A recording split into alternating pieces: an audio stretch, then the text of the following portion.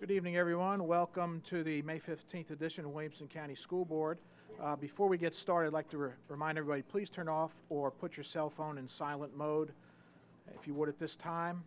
And also like to thank the Independence Declaration singers for their performance before the meeting this evening. They did an excellent job, and they are under the direction of Sydney Shadrick, so we do appreciate them.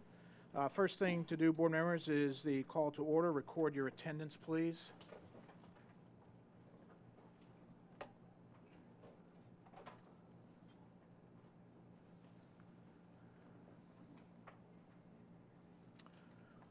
All right, thank you. Next thing is our Pledge of Allegiance and moment of silence. We'd like to ask our deputies this evening, Mr. Ron Hooper and Deputy Harold Reed, if they'd come forward and please lead us in the Pledge of Allegiance and then remain standing for a moment of silence.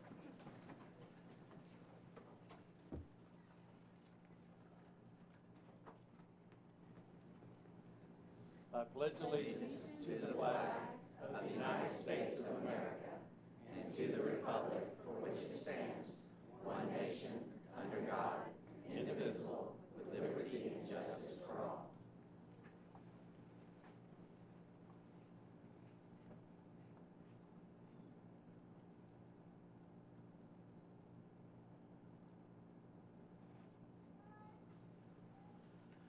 Thank you very much.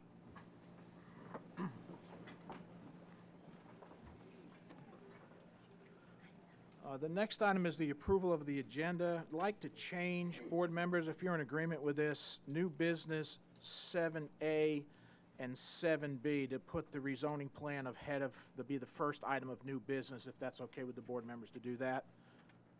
Everybody in agreement with that, to move 7B up to 7A and 7A to 7B. So that would mean the rezoning plan for 2018-19 would be the first item under new business. If we're okay with that, then I'd like to ask for a motion to approve the agenda. We have a motion. Thank you. Second?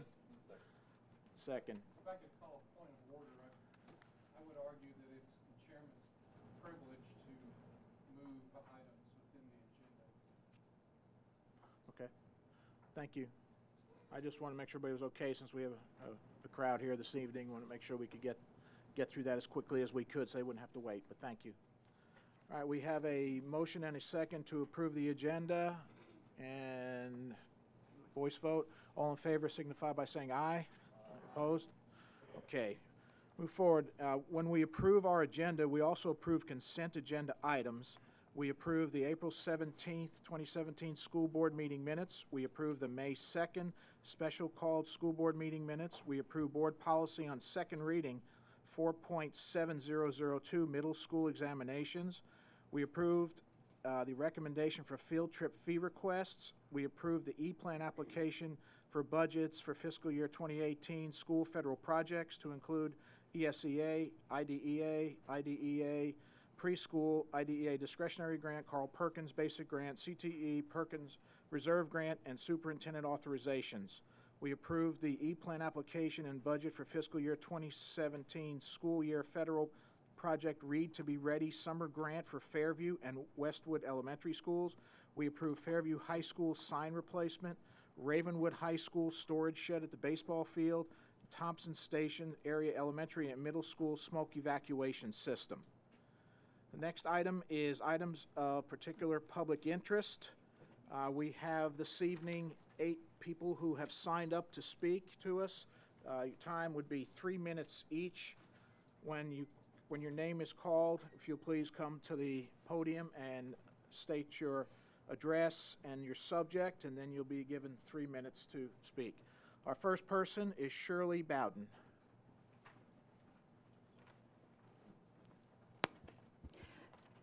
I live at 211 Manley Court, Franklin, Tennessee, 37069. My topic is Be Nice. Williamson County Schools motto, I believe. Dr. Looney, before I started speaking, nicely came and took me outside, and he knows what I'm going to talk about. And so he wanted to nicely tell me that the board is not in charge of personnel hiring and firing, and I'm well aware of that, having worked in Williamson County Schools for almost 30 years. But that's not why I'm here. I don't have anybody I want you to hire or fire. I just want to talk to you about some things that have been happening that you might not be aware of. I was lucky enough to be chosen by Bill Hurt to go from Grassland Elementary to open Walnut Grove Elementary. I was a part of the inaugural staff and stayed on staff until I retired 2 years ago. Walnut Grove was a special place. Walnut Grove, when we opened it, Bill led us and he made sure that the faculty, the parents, all were on board with his vision of a school that where children would be welcome, felt safe, loved learning, and had fun. And boy, did we. We went through many changes, many personnel changes, many staff changes. Our principals seem to always try to make sure that they hired personnel that fit into that faculty spirit. And Jay Jordan certainly knew that Melanie Lemon would be a perfect fit for the Walnut Grove family. Stop and think about the kind of teacher you wanted to have as a kid, the kind of teacher that you wanted your kids to have. Well, that's Melanie Lemon. Melanie, she possesses compassion, she's kind, she's knowledgeable, she's funny, she's loving. She's the kind of teacher that students invite to their graduations, high school and college, their weddings, their baby showers. Kids at the ball field see her and they start running over to give her a hug. That's what she's like. Melanie is a hugger. Kids would come to her, open arms, and she hugged them. She loved children. She loves children. She went into every day excited for the opportunity to interact with her students. Is my time up already? Yes, ma'am. Oh, my goodness. Well, I didn't even get to tell you that Melanie Lemon had a hard year this year, a very, very hard year, and you didn't get the full story. I'll send it to you in a letter. Thank you, ma'am. Our next speaker is Jeremy Spellman.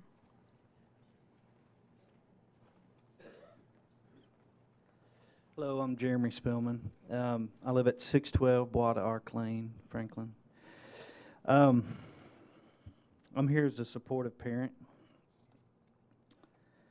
Yes, Melanie is a hugger. When a kid puts their arms out, she doesn't hesitate to welcome them into hers. She went into the classroom each day bubbling with enthusiasm for the day, for the learning, but mostly for the opportunity to interact with her students. Unfortunately, the atmosphere at Walnut Grove does not seem so friendly and family-like anymore. The staff turnover has increased, and many of those teachers who've left told me that they were glad to leave because they felt that they had been targeted by the administration. There are even some subs who will no longer sub at Walnut Grove because of the hostile atmosphere. I know you haven't probably heard this because teachers and the staff are afraid to come forward and stand up for themselves because they fear retaliation. Even parents have expressed this fear about coming to the board meeting tonight. And because of what has happened to Melanie Lemon, those fears may be well-founded. Things happened to Melanie Lemon that were not only in keeping with Walnut Grove's spirit of family, but they didn't fit into the WCS motto of be nice. She felt bullied, plain and simple. Melanie was not afforded a real opportunity to present her side of the events that have sullied her impeccable reputation. So I want to tell you the story from her perspective. The year did not start out well. On open house night in August, when Melanie sought the principal's help for parents who needed some guidance for her child, it was turned around to make Melanie feel like the principal thought she had done something to upset the parent. Melanie tried to face the situation head on by telling the principal how she felt, but the principal did not seem interested in how Melanie felt. Several meetings were held where Melanie tried to explain how she felt unsupported, but they were fruitless. Instead, Melanie was bullied. It wasn't too far into the school year when one of Melanie's fellow teachers' child was diagnosed with leukemia, and Melanie's motherly heart broke for this teacher and her family. But Melanie, being Melanie, decided she had to help the family in any way possible. And she and 2 other teachers decided to do a fundraiser outside of school by selling T-shirts. When she was asked by the teacher's room mother to gather a list of sizes so each child could be given a T-shirt that was being made to support their teacher and her child, she gladly agreed. She went to the school bookkeeper and asked to see the class school T-shirt list so she could tally the number of children who needed each size. The bookkeeper was happy to help. The principal found out and called Melanie into her office, where she berated her for doing this, citing privacy laws. Since she had not divulged students' names, Melanie hadn't realized privacy laws were violated. She was also informed that the school could not be a part of any fundraising of any kind, again bullied. Melanie did not want to violate any school policy, and because she is a member of the Williamson County community and has many personal friends who would be willing to help the family, she and the other teachers had done it on their private Facebook accounts. The principal called her to the carpet again and told her that this was illegal. The other teachers were not reprimanded. Melanie had thought she was simply coming to the aid of a friend. For this, she was bullied. Thank you. Thank you.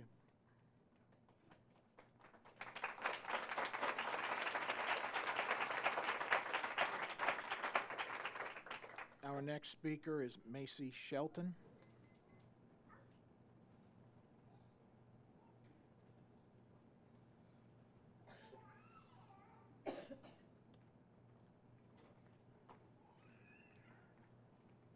Hi, I'm Macy Shelton. I'm from Murfreesboro, Tennessee, and I am a former student of Melanie Lemon.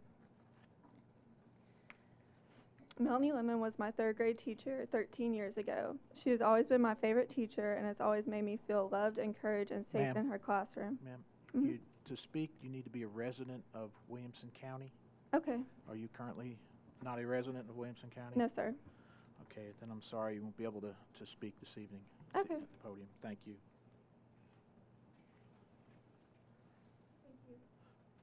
Our next speaker is John Jeans.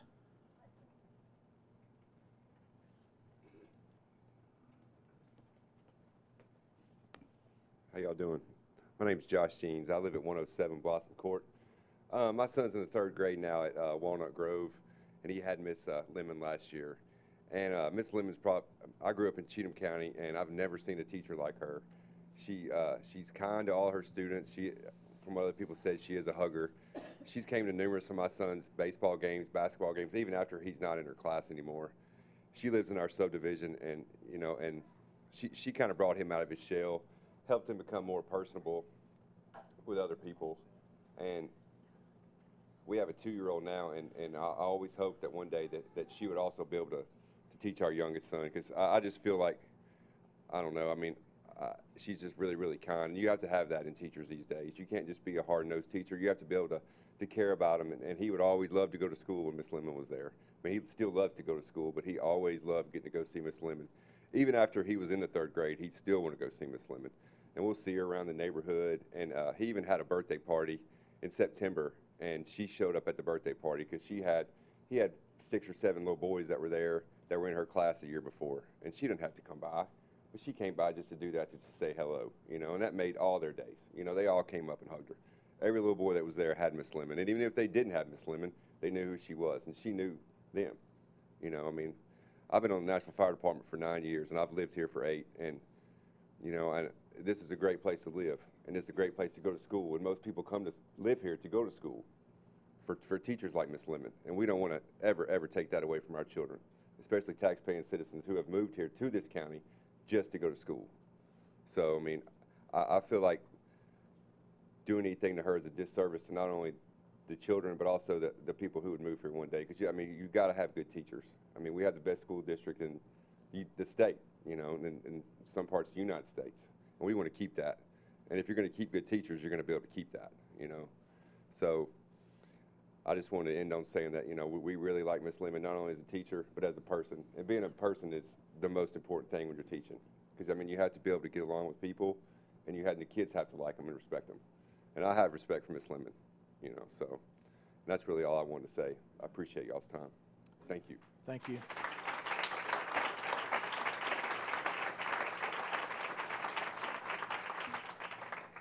Okay, our next speaker is Sarah Critchlow.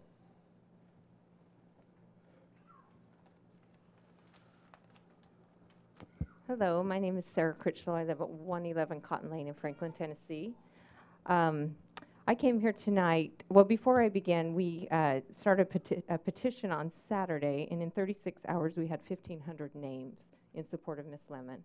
And I think we have a box right here that we would like to pass out and show all of you.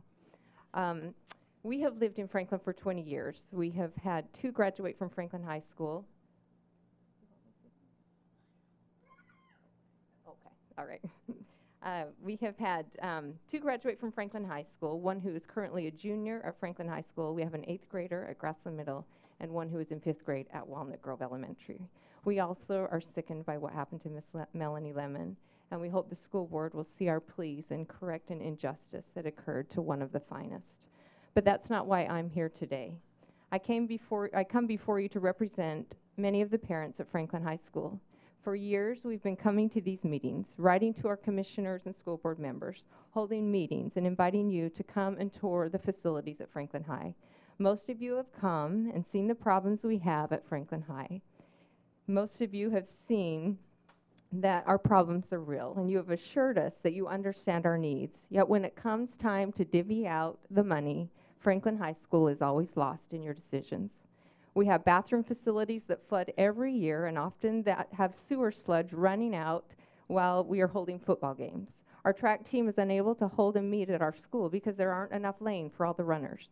Our female athletes are changing for events in their cars because there's no facilities for them. We are told over and over that you understand our needs, but the funding is never allotted. So my question tonight is, what is the plan for Franklin High School? There will continue to be thousands of people moving into our county, and new schools will continue to be built with the finest academic, athletic, and art facilities. And we applaud you for doing this. There will be schools that need to be redone, and we applaud you for giving them the money to do that. But what happens when you've been here for over 20 years and you are paying taxes? It's kind of like a mother that has a new baby and all of a sudden forgets her older children. You would never do that. Yet you have forgotten us year after year. We've been called annoying, we've been called bullies, we've been called nuisances, yet our plight has always been the same. We don't want to exceed any school in our county. We just would like our facilities to be up to par with the rest of the county. For some reason, this plight seems to fall on deaf ears. We are tired of the battle. I'm sure you are tired of hearing from us. But yet you're our elected officials. You assure us that you would like to see the same results. So our question is, what is the master plan for Franklin High School? Please don't forget us any longer. We are some of your longest supporters, and we would like to feel that we have your support too. So again, what's the plan, the master plan for Franklin High? Thank you. Thank you.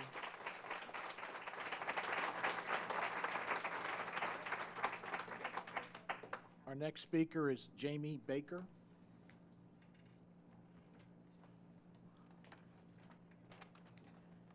Hello, my name is Jamie Baker. I live at 7502 Knight Lane in Fairview, and I'm here to speak on behalf of some Fairview citizens. And I want to thank you for giving me the opportunity to come tonight and speak to you. And I'm here on behalf of some other concerned parents from the Fairview community. Like many of the citizens of Fairview today, I didn't actually grow up in Fairview. My husband is actually a Franklin alumni, and we actually chose Fairview for several reasons. First and foremost, due to the schools.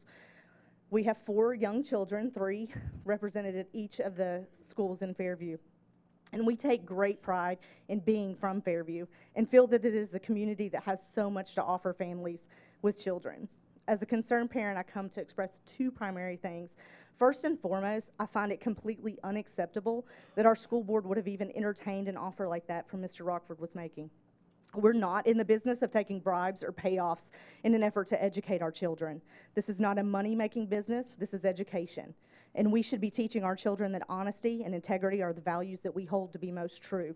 It sends the wrong message when we begin using zoning as a political ploy for money and funding. Our schools should not be for sale.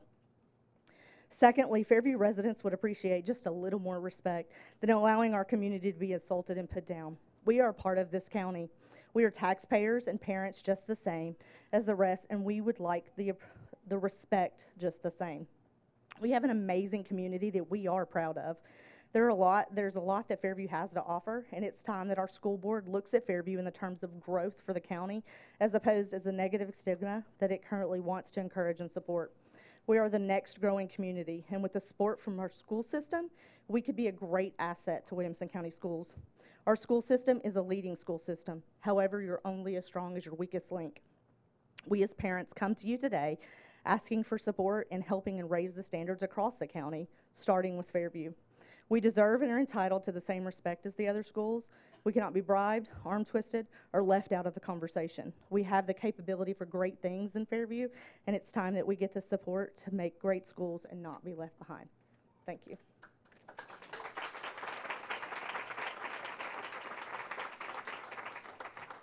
Thank you. Next speaker is Laura Turner.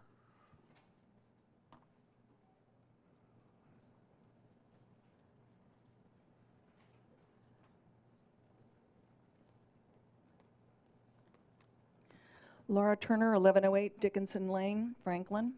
Good evening. William Murtaugh, the first keeper of the National Register of Historic Places, stated, "It has been said, at its best, preservation engages the past in a conversation with the present over mutual concern for the future." For years, Citizens for Old Natchez Trace has been advocating for the protection and preservation of the historic, scenic, and culturally significant and environmentally sensitive resources of the landscape Stevens Valley is being built on. History is one of the important subjects taught in the curriculum in the studies in our schools.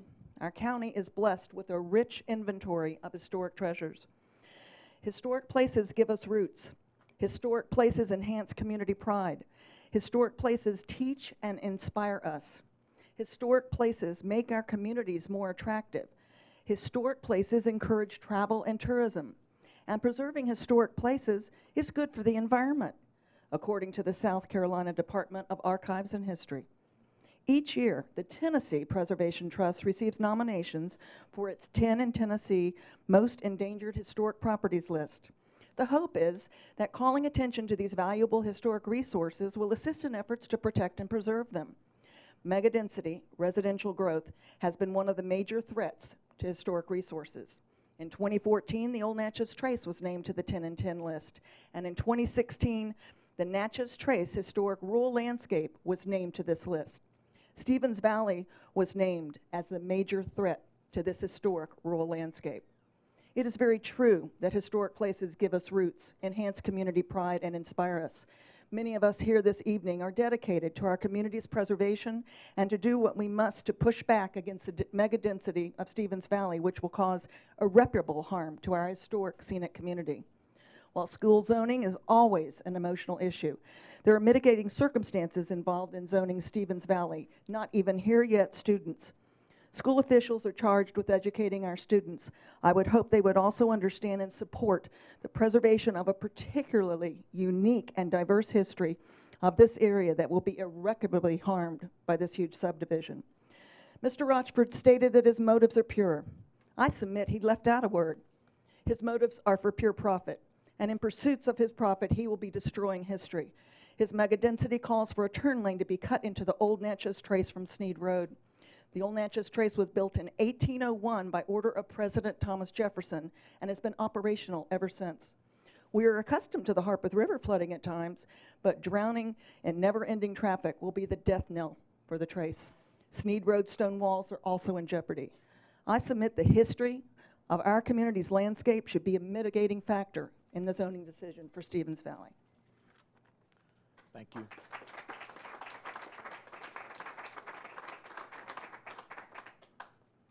Our next speaker is Donna Clements.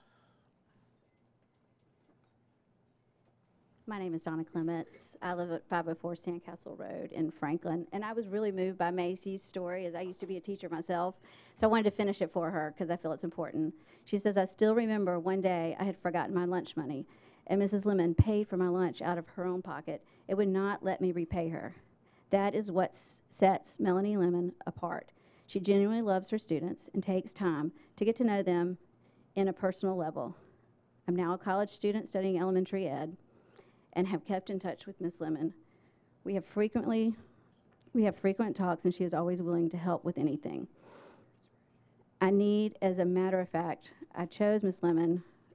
One need, as a matter of fact, I chose Miss Lemon to shadow in order to obtain observation hours toward my teaching degree. I've also written 100 college papers about Mrs. Lemon for positivity and the impact she had on my life, and inspired me to be an educator.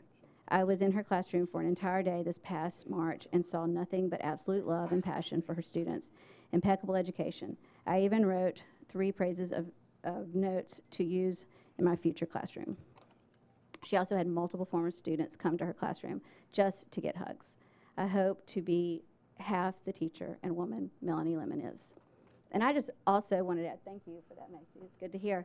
I also want to add, I'm here just talking about the Franklin zoning, Stevens Valley zoning, and the Grassland School zoning. I know originally y'all have it planned for Fairview, but then now there's talk about moving them over to Franklin. And after hearing Ms. Critchlow talk about Franklin and just all their struggles, we know that Stevens Valley is 791 homes when it's finished. That's one fact we know. And the options are starting them off at Franklin and Grassland, but then they're gonna have to go somewhere, because that's a lot of 791 homes is a lot of homes. And to start them at Grassland and Franklin and then say, oh, now we're gonna move you over to Fairview, it's unfair to everybody involved. And I think the other impact is the Sneed Road traffic. By sending Stevens Valley to Grassland and Franklin schools, I don't know if y'all been down Sneed. I've sent every single one of you that video of Sneed at 7:30. It's awful. And to send 791 homes or some 200 that they get completed back down Sneed is unfair. But to send them down Highway 100 towards Fairview, plus it will benefit Fairview as well to have new neighbors coming in. So thank you for listening. Thank you for taking my emails. Y'all have a good night.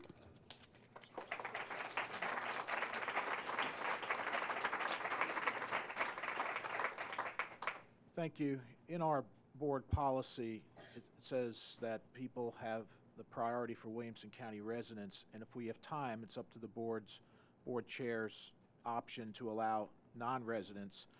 Ms. Shelton, if you would like to speak, I would be glad to give you that opportunity since we do have time and since you are a former student.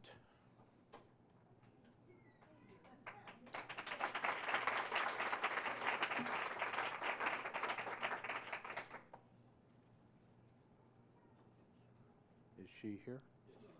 Oh, okay.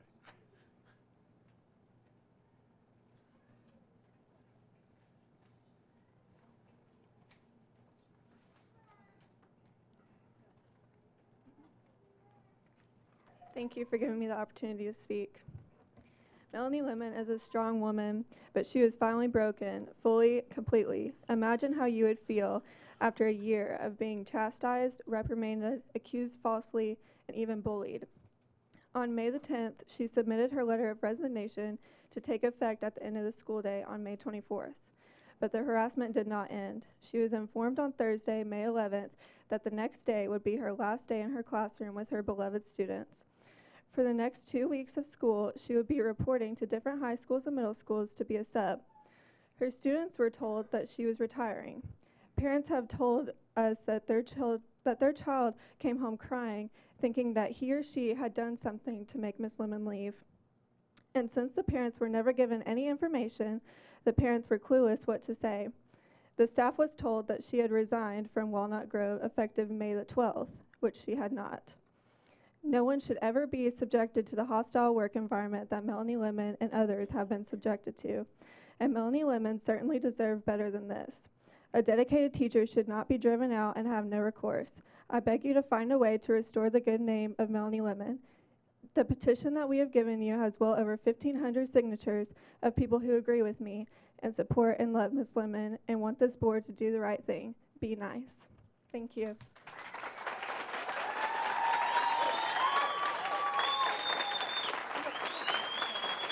Thank you.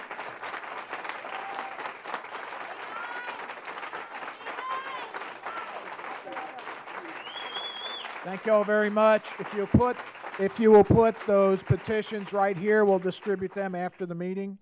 Put the petitions right there. Brian, if you get the petitions there. Folks, put the petitions over here, and we will distribute them to every board member after the meeting. Thank you.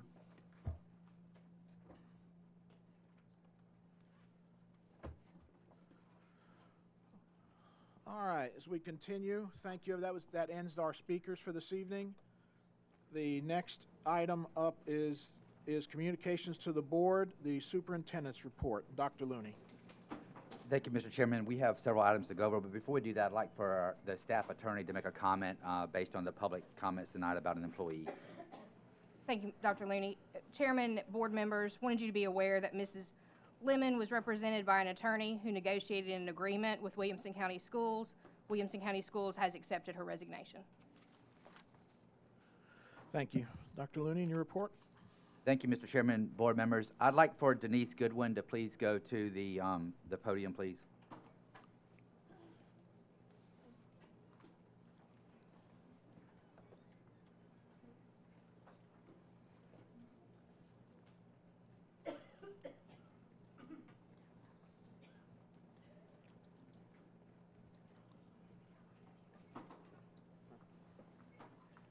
Board members, I'd like to present to Mrs. Goodwin tonight a certificate of appreciation on behalf of Williamson County Schools.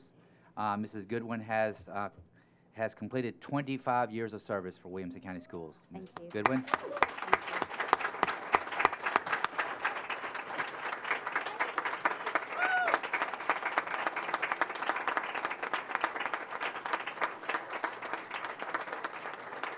Mrs. Birdsong, please come forward.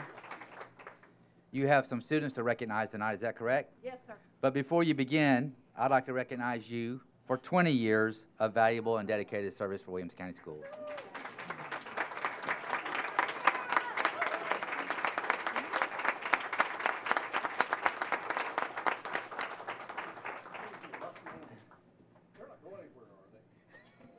No, sir. This is a recognition for their service.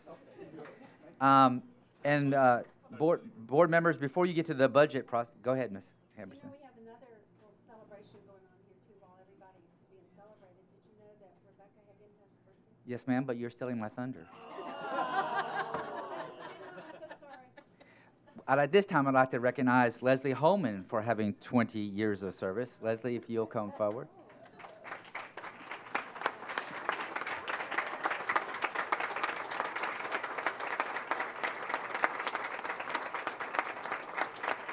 Congratulations. 20 more. And board members, as Mrs. Emerson aptly pointed out, I was going to surprise Rebecca Hagan with a happy birthday song. So, Mrs. Emerson, would you please lead us? Happy birthday to you. Happy birthday to you. Happy birthday, dear Rebecca. Happy birthday to you.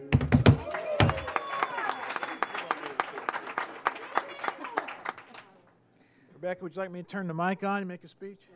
No. Okay.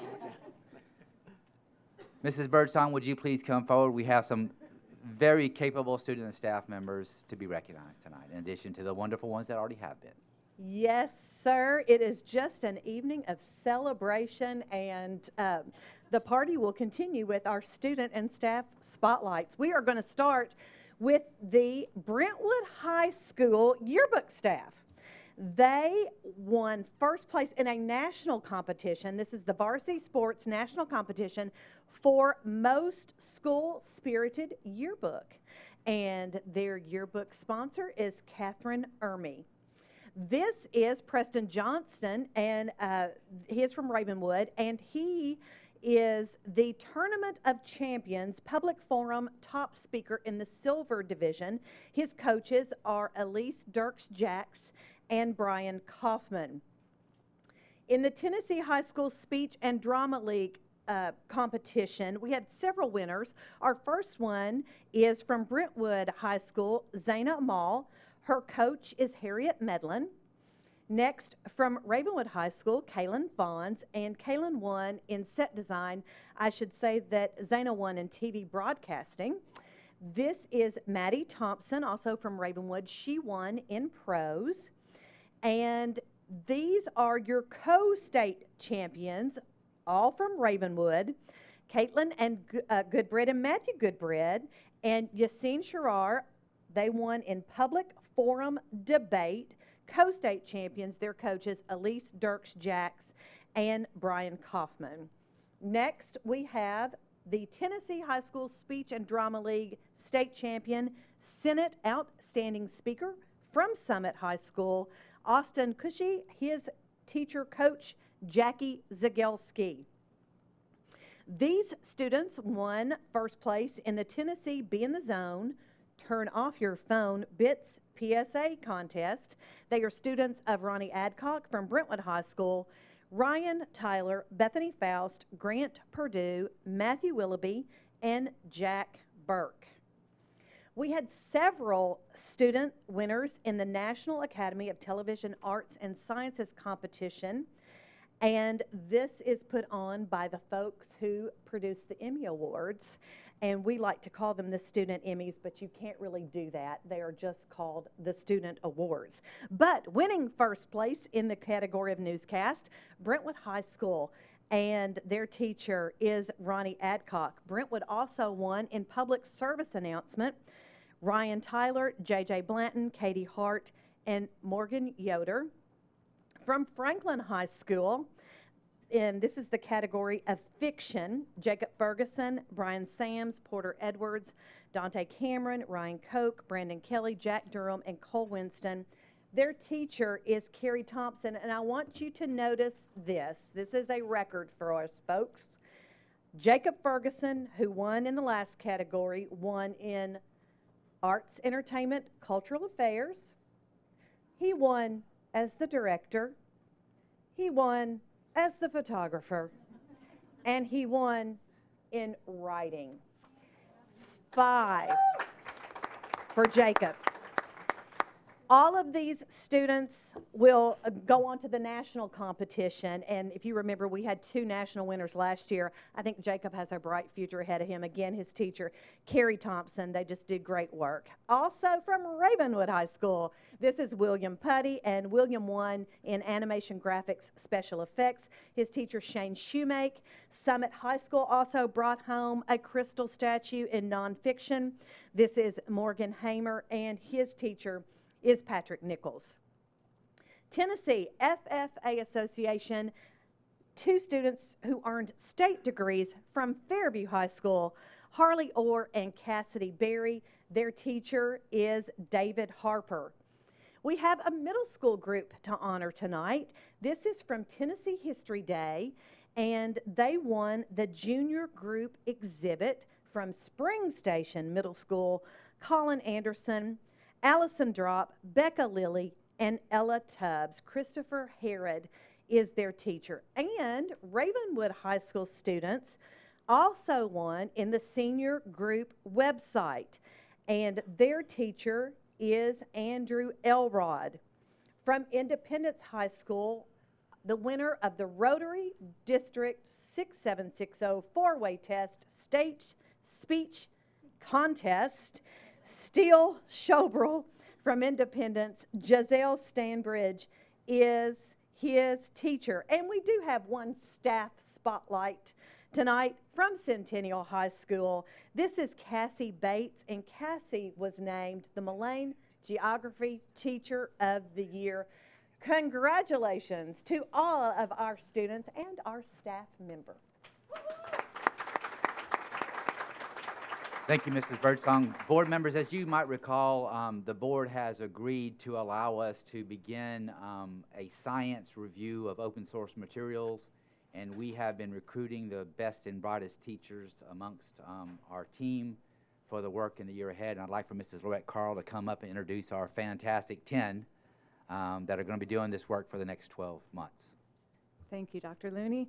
I'm proud to introduce you for the first time to our Open Education Resource Team for Science. We have 9 teachers. The team of 10 is completed by Sarah White, who is our science curriculum specialist. So from Fairview High, I'd ask for these teachers to please stand where you're standing and remain standing till all 9 of you are called. From Fairview High, James Milliken. Page High, Michael Duplessis. Ravenwood High, Casey Souders. Brentwood High, Doug Murray. Grassland Middle, Andy Mangrum. Mill Creek Middle, Autumn Hillis. Crockett Elementary, Wendy Comer. Scales Elementary, Stephanie Novin.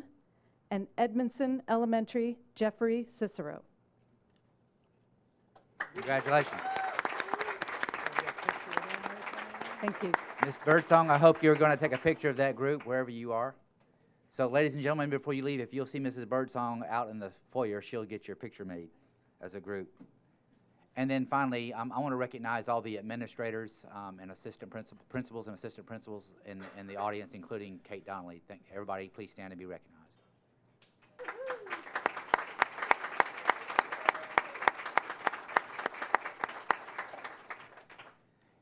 Board members, I want to thank those of you that were able to come to the ribbon cutting ceremony today at Fairview High School's new Performing Arts Center. It is a magnificent facility, and I'm particularly proud of this board for seeing it to fruition. That completes my report, Mr. Anderson. Thank you, Dr. Looney. Questions, board members, for Dr. Looney? Yes, sir. Mr. Wembley? Dr. Looney, the ceremony today was most impressive.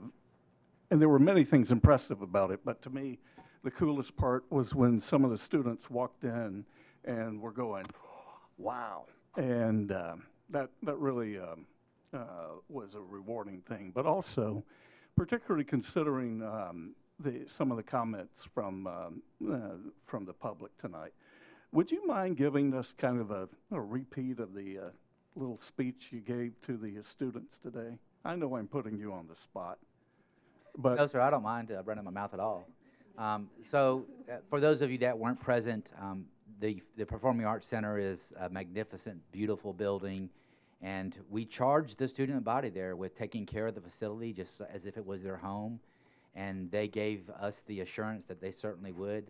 They look forward to many, many years of performing and utilization of that facility, and I was particularly proud of the group of students there. But in addition to that, as the board knows, we are doing some significant renovations at Fairview High School this summer. Fairview Elementary School is undergoing a much-needed renovation. And so last year, we opened the Performing Arts Center at Fairview Middle School. So I'm really excited about the progress we're making at Fairview Middle School. And I want to echo the comments that I heard from the community tonight. Fairview schools are excellent schools, as good as any other school in Williamson County, and I'm very proud of them. Thank you, Dr. Looney. Mr. Galbraith? Yes, Dr. Looney, would you mind sharing with the audience the current plan that we have for Franklin High School? We discussed at our work session the actual plan that we have, and so I just want to make sure that everyone knows that since it was brought up tonight. Yes, sir. So there is a master plan for Franklin High School. The board has approved that master plan. It comes in 3 phases. Phase 1 is under progress now, which is the renovation of the old Columbia State campus. The Columbia State campus, the building itself has 2 separate parts. One part that was used for actual instruction by Columbia State campus for adults. That's the part that's undergoing renovations. We're going to get about 14 classrooms out of that, including a centralized area where students can linger and visit and have snacks and lunch and that sort of thing, restroom facilities, obviously.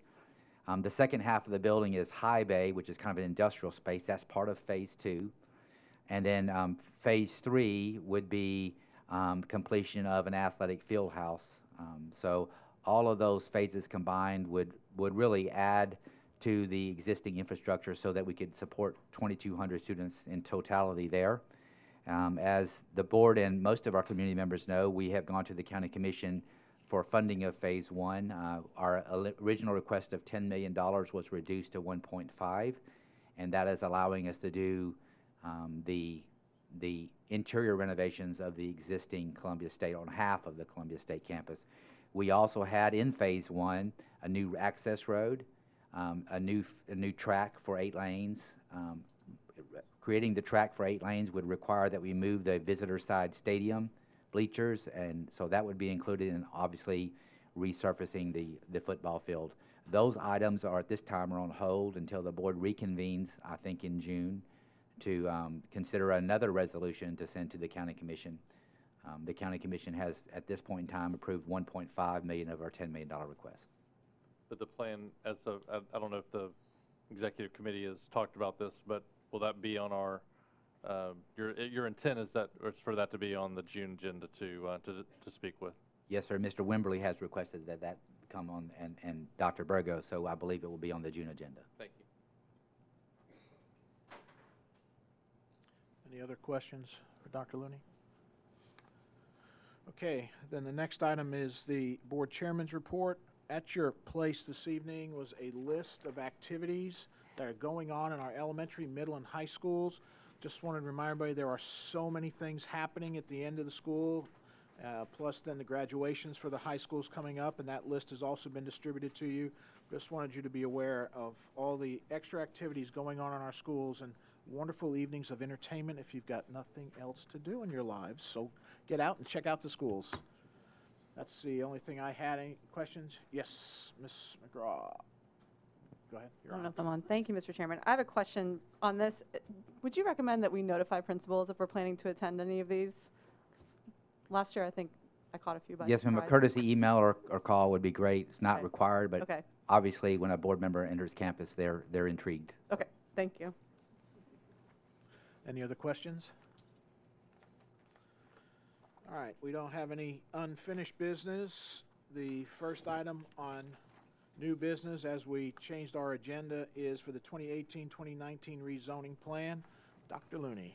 Thank you, Mr. Chairman. I have asked for Mrs. Nunley to hit the high points of Plan A1. You have studied it and studied it and studied it, and we've debated it multiple times. I just want to make sure you know all the nuances of the plan. If you have specific questions, we'll be glad to answer them, but I've instructed Mrs. Nunley to go through the presentation and hit the high points. This presentation and its supporting document is available online for the public at this point in time. Mrs. Nunley. You're on. You're live. No, her mic's not on. It's on. It's on from my side. You may have pushed it off. Turn it on off. Now you're ready. Okay. Woo. Thank you. I will try to hit the high points. I'm not known for being, sometimes I get a little long-winded, so let's go quickly. Our school board zoning parameters, we have discussed those. Our enrollment, when we started this process, was 38,358 students. We project to have in 2023-24, 51,569 students. Zoning for our new school in Thompson Station, the school zones are in color with the current zones outlined in black. We have no change from the original plan that was presented in March. So hitting highlights, Bethesda sending students Oakview and Heritage Elementary to the new school. Allendale will move students to Bethesda and Chapman's Retreat to relieve their overcrowding. Longview is moving students to Heritage Elementary to relieve their overcrowding, and Oakview sends students to Winstead. These are the numbers if you vote on the proposed plan. For information purposes, we do plan 2 new elementary schools in the South in 2019 and 2020. For our middle school under construction in Thompson Station, our proposed zones are in color. The current zones are outlined in black. There's no change from the original plan presented in March. Heritage Middle School sends students to the new school on Clayton Arnold Road in 2 different groups. Spring Station Middle sends students east of I-65. Page Middle School sends students to the new school. And Page Middle School sends students to Heritage Middle to relieve their overcrowding. And these are our projections for 2018-19 and for the next 3 to 5 years. Our feeder patterns, all of Winstead, Heritage Elementary, and Longview will attend Heritage Middle. The new Clayton Arnold Road Elementary attends the new Clayton Arnold Road Middle School. Oakview is a split feeder to the new school in Page Middle. Bethesda is a split feeder to the new school and Spring Station Middle. The rest of Bethesda, all of Allendale, and Chapman's Retreat attend Spring Station Middle. And this is a visual representation of the feeder plan. Zoning changes for the high schools in the south. We have one change from the original plan, and that is the Henpeck, Oakwood, Oakleaf area remains zoned to Independence High School. So Independence sends students to Summit. Page High School sends students to Independence. And these are our projections in 2018-19 and 3 to 5 years. The middle school to high school feeder pattern, Heritage Middle will split to Centennial and Independence. So there's no change to the area in the northern part of the Heritage Middle zone. They'll stay at Centennial. The new middle school off Clayton Arnold will split to Independence and Summit. Spring Station Middle attends Summit High, and Page Middle will continue to be a split feeder to Centennial and Page High Schools. And again, the only change in the original plan is in the Henpeck Lane area. And that's our feeder pattern ratios. In the northeast area of the county, the elementary schools are in color. Their current elementary zones are outlined in black. There are 3 changes from the original plan, and those are the Country Club Estates remains zoned to Lipscomb. The Crockett Elementary zone remains unchanged, which means the Glen Abbey subdivision remains zoned to Kenrose. So Kenrose sends the eastern portion of their zone to the new school. Mill Creek Elementary sends the western portion of their zone to the new school, and Sunset Elementary sends the southwest portion of their zone to the new school. Additional zone changes: Lipscomb sends Tapestry Apartments from the east side of Franklin Road to Scales, and Lipscomb sends Stonehenge and the west side of Franklin Road to Scales. The Owl Creek subdivision will no longer be split between 2 elementary schools, and Kenrose sends the future Ovation development to Clovercroft. And those are our projections for 2018-19 in 3 to 5 years. In the middle school changes are proposed as follows. Basically, we want the new elementary school to be a clean feeder to Sunset Middle School. So Woodland Middle School will send students to Sunset. Mill Creek Middle School will send students to Sunset. And Owl Creek subdivision will follow that same feeder pattern. And these are your projections for the middle schools in the northeast. And the elementary to middle school feeder patterns: all of Nolensville Elementary and Mill Creek Elementary will attend Mill Creek Middle. All of the new Split Log Road Elementary and Sunset Elementary attend Sunset Middle. All of Crockett and Kenrose attend Woodland Middle. And Clovercroft splits to Page Middle and Woodland Middle as they do today. And this is our visual map of the feeder patterns from elementary to middle school. The only change is the Glen Abbey subdivision. In the northeast, we are proposing for Woodland Middle School to be a clean feeder to Ravenwood and to move students from Page High School to Centennial High School.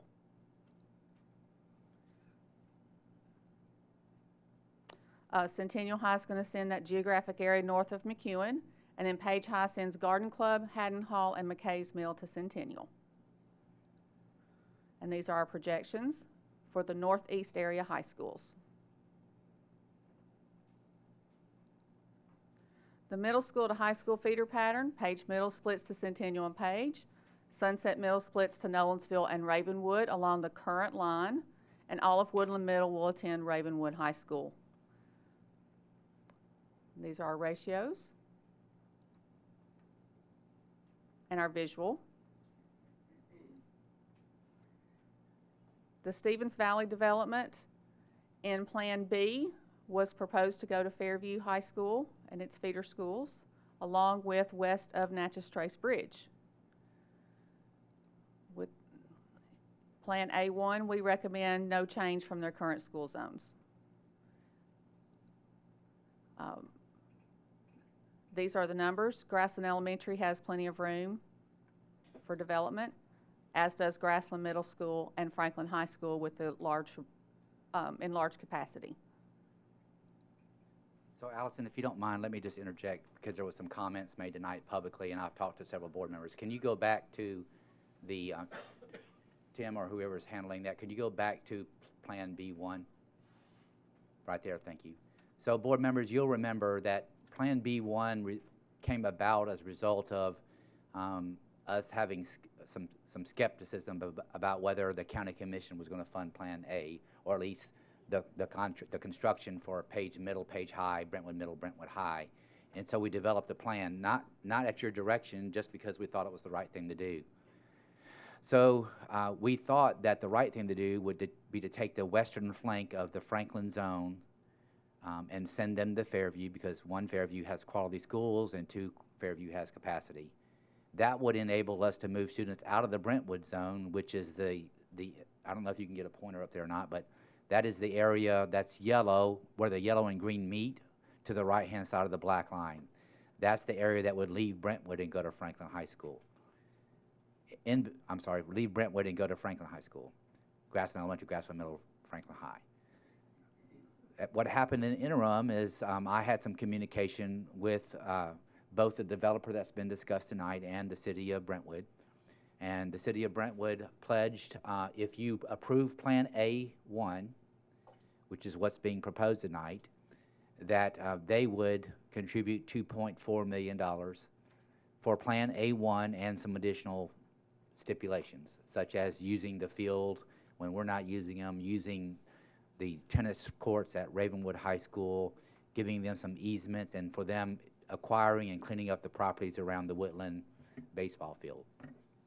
At the same time, the developer of Stevens Valley came to me and said, we would really prefer to stay in our neighborhood school, which is Grassland Elementary, Grassland Middle, Franklin High School. How do we make that happen? And I said, well, I don't know, but I do know that the city of Brentwood is having conversation about contributing. And so he proposed an offer of $1.2 million to stay in his particular feeder pattern. At the same time, Mr. Wimberly came forward and recommended that all of those families, there's about 30 or so, west of Natchez Trace Bridge, remain at Franklin High School. And we have treated every request in the exact same manner, and that's really important for you to hear tonight before you vote. So every request that was made of us, we took the request, we put it to paper and pencil, we wrote it down. This is what the requester says, wants. What does that do to the numbers? If the request is honorable in that it doesn't send the school over capacity in 3 to 5 years, then we say yes, we honor the request. If it says no, then we can't honor it because we're creating overcrowding. So we did that with Mr. Wimberly's request, and which takes us to the next slide. Thank you. So the next slide would put all of West Natchez Trace Bridge, all the way, including Stevens Valley, remaining in their current feeder pattern, which is Grassland Elementary, Grassland Middle, Grassland High School. And then if you go to the next slide, thank you very much, you'll see that in 3 to 5 years, Grassland Elementary School will still be 242 students under capacity, even with the Stevens Valley development in it. At the middle school level, we would still be 113 students under capacity, even with Stevens Valley in it. And at the high school students level, we would still be 47 students under capacity. That is factoring in the phase 1 of the additions at Franklin High School, but it does not factor in phase 2, which is the additional classrooms in the second half of the building. And so if we treated the Stevens Valley subdivision in the exact same manner that we treated everybody else, then our recommendation would be for them to remain in the current feeder pattern. There's another important element, and I'm glad that the public is here tonight to hear this, because I think it's been lost in the shuffle. You have on your plan a new high school in 2024 in the northwestern section of the county. So I want to say that one more time. In 2024, we're forecasting that we need a new high school in the northwestern section of Williamson County. So let me clarify where that is.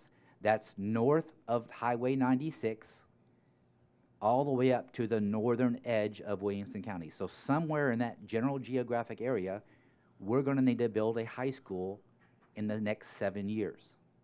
And I don't want that to get lost on you. Can you back up one slide, please? Back one more, right there. So, if we were to leave Stevens Valley and put them the same as we had in Plan B1, all of the white area above the green is Davidson County.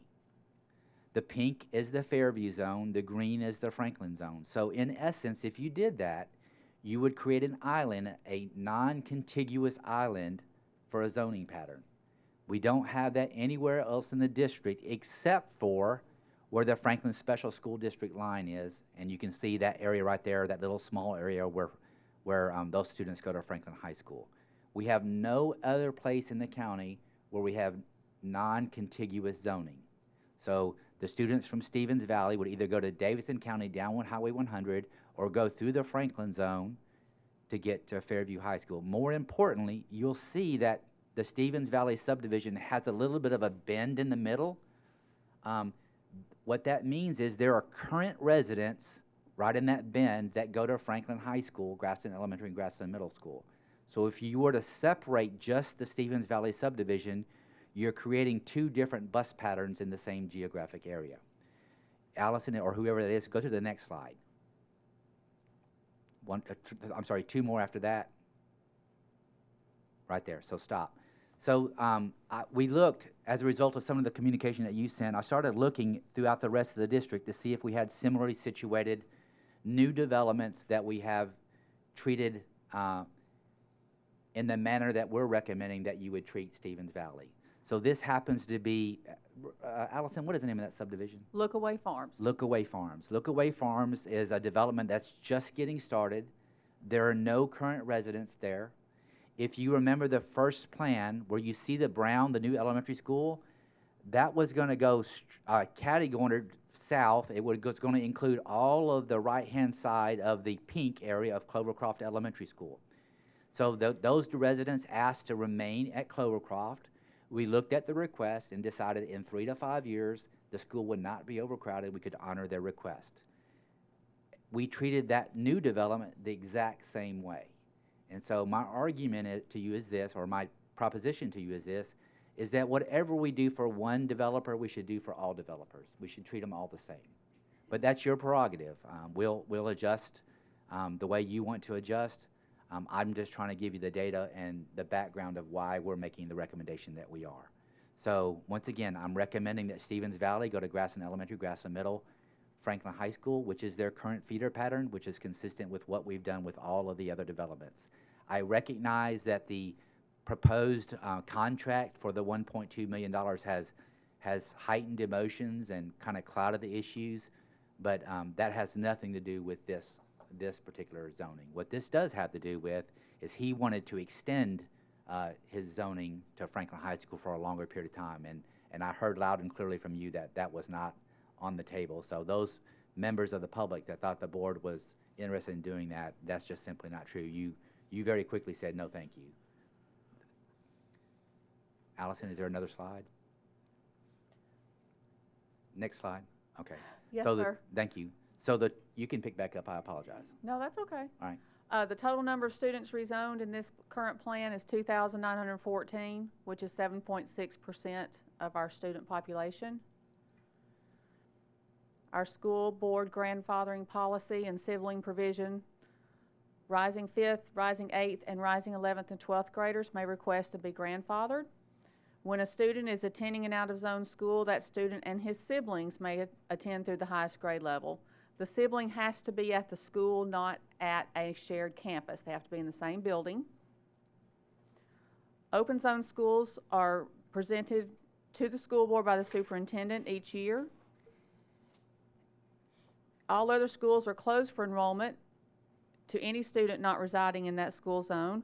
A student approved through the open zone process may continue in the next level of the feeder pattern unless attendance would result in overcrowding of the school. And open zone school decisions are made in February of each year per the board's annual agenda. And this is the data that we pulled together today. I'll let you take back over, Dr. So thank you very much. So board members, based on our discussion at the work session, I recognize this is hard to read, but you should be able to read it on your screen. So you have a number of columns. The first column is the number of students that would be rising 7th graders. If you decided that you wanted to open zone or you wanted to suspend board policy for rising 7th graders, that would be the impact of that. The next column would obviously be the rising 8th graders who are eligible for grandfathering. I would add to that, this does not contemplate, please remember, this does not contemplate siblings of those students. It's just the number of kids in those grades. And once again, if they have siblings that are eligible for grandfathering, that would add to that number. The second to the far right is the total number of students that would be over or under. A negative number means that would be under capacity. A positive number would mean it would be over capacity by that number. The same is true for the high schools. We've provided the numbers of rising 9th graders, rising 10th graders, and the number of rising 11th and 12th graders. With that being said, I am recommending that you consider and approve Plan A1 under the conditions that we have described tonight. Okay. Board members would like to get a motion on the floor unless, Mr. Galbraith, your question is about some of the material that Dr. Looney presented?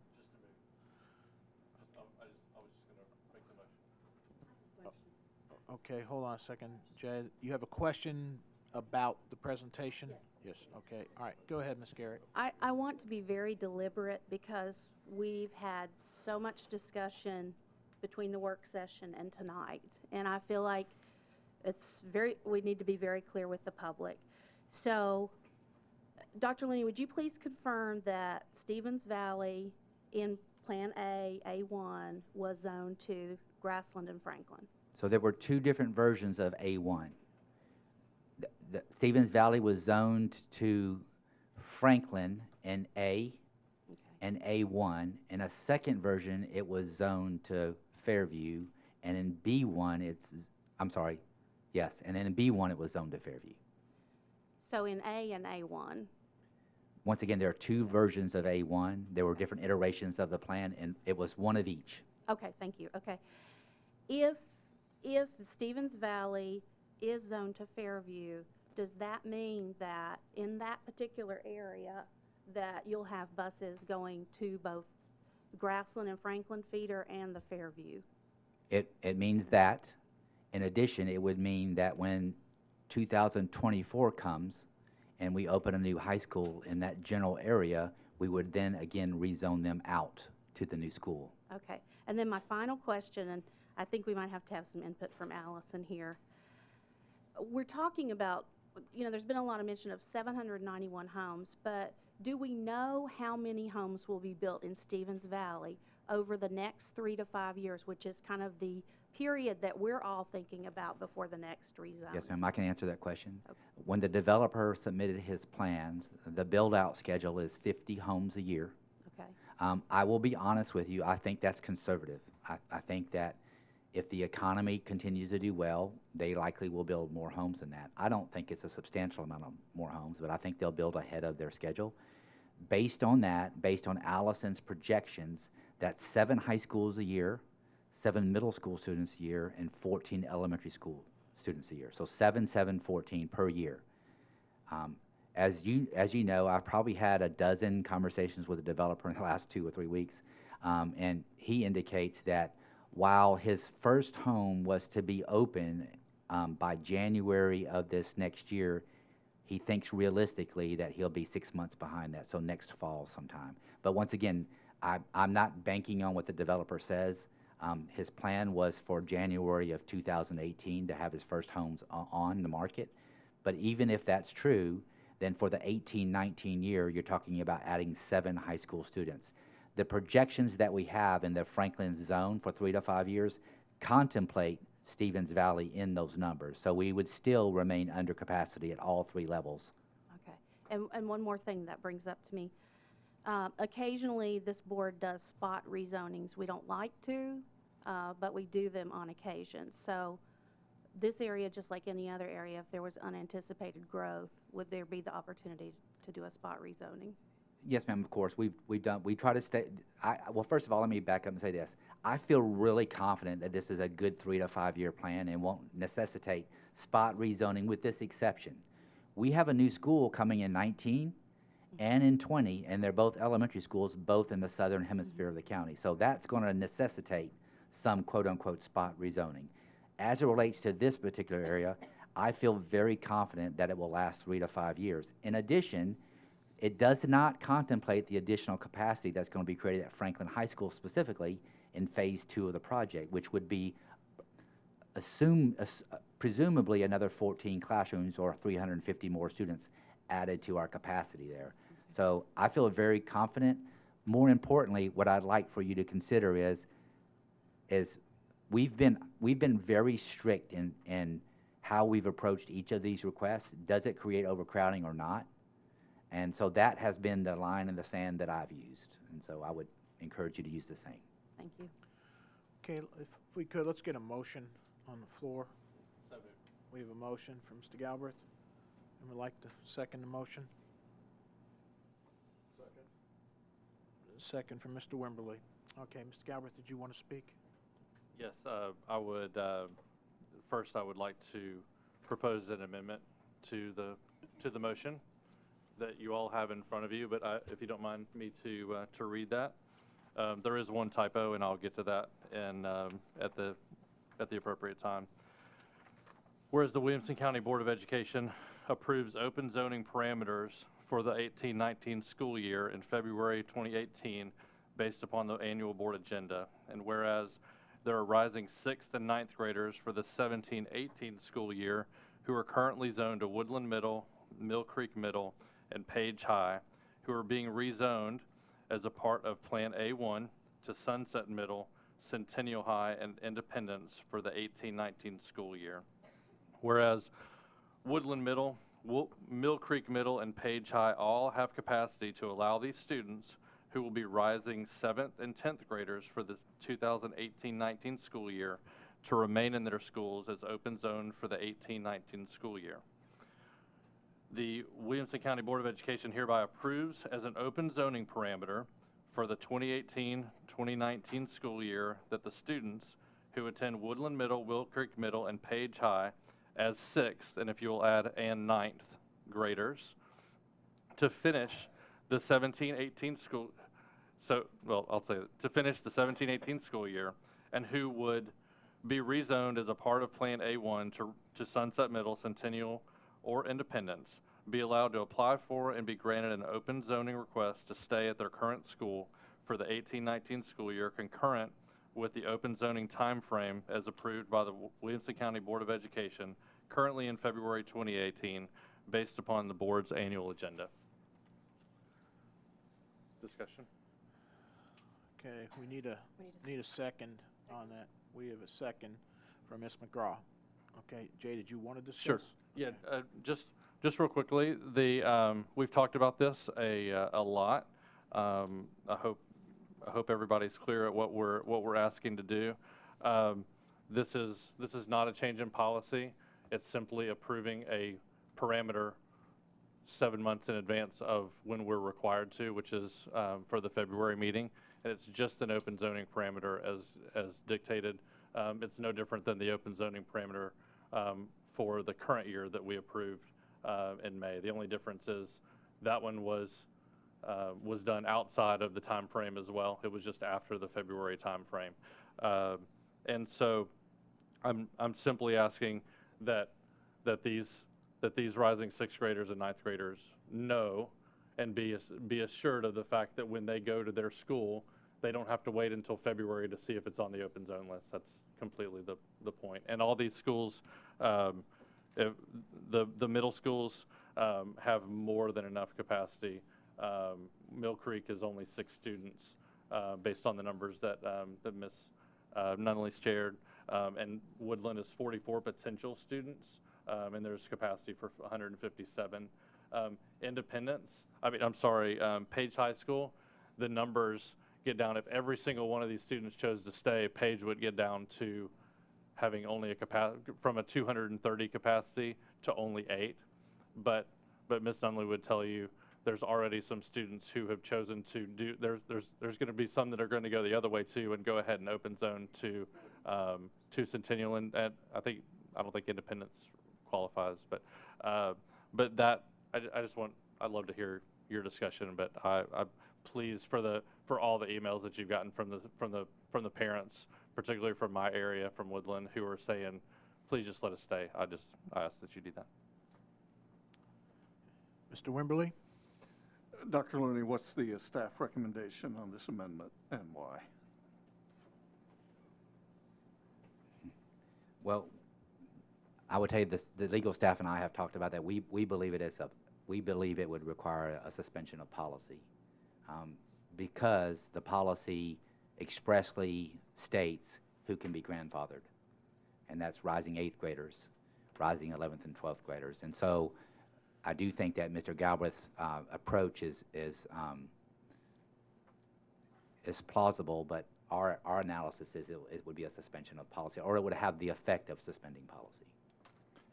And if I may follow up, what's the impact of suspension of policy? Well, the board, in the time that I have been here, which is almost 8 years now, hasn't suspended policy. If the board decides to suspend the policy, if it's deemed to be a policy issue, as Mr. Galbraith's presenting it, he's presenting it as not a policy issue, but as an open zoning issue. If it's deemed to be a policy issue, then we would have to vote to suspend the policy, and then based on our current policy, it automatically goes back to the policy committee for review.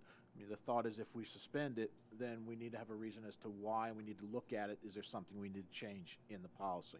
But as I said, he is presenting it as an open zoning concern, not a policy issue. And just so we're clear, when Dr. Looney and Allison and I met earlier, we had not seen this document. Upon Allison and I have had an opportunity now to review it, we got it about 5:30, and I don't know that at this point we have a policy decision that we thought we were going to maybe have earlier today, because he has looked at it from an open zoning parameters instead of the grandfathering parameters. So after reviewing what's written and what y'all all have a copy of, our opinion has changed is what we need to do. So are you saying we would not have to suspend policy? Correct, based upon what's written down. Okay, so if I could follow up, Doctor, what about the impact on our numbers by doing this?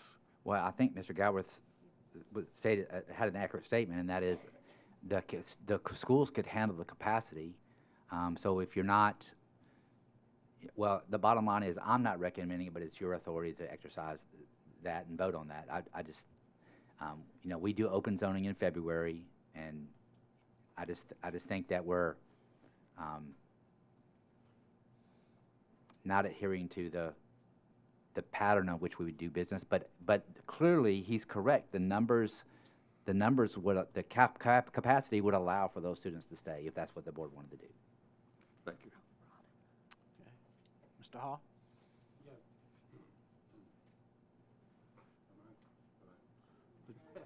Not on yet. I'll do it again.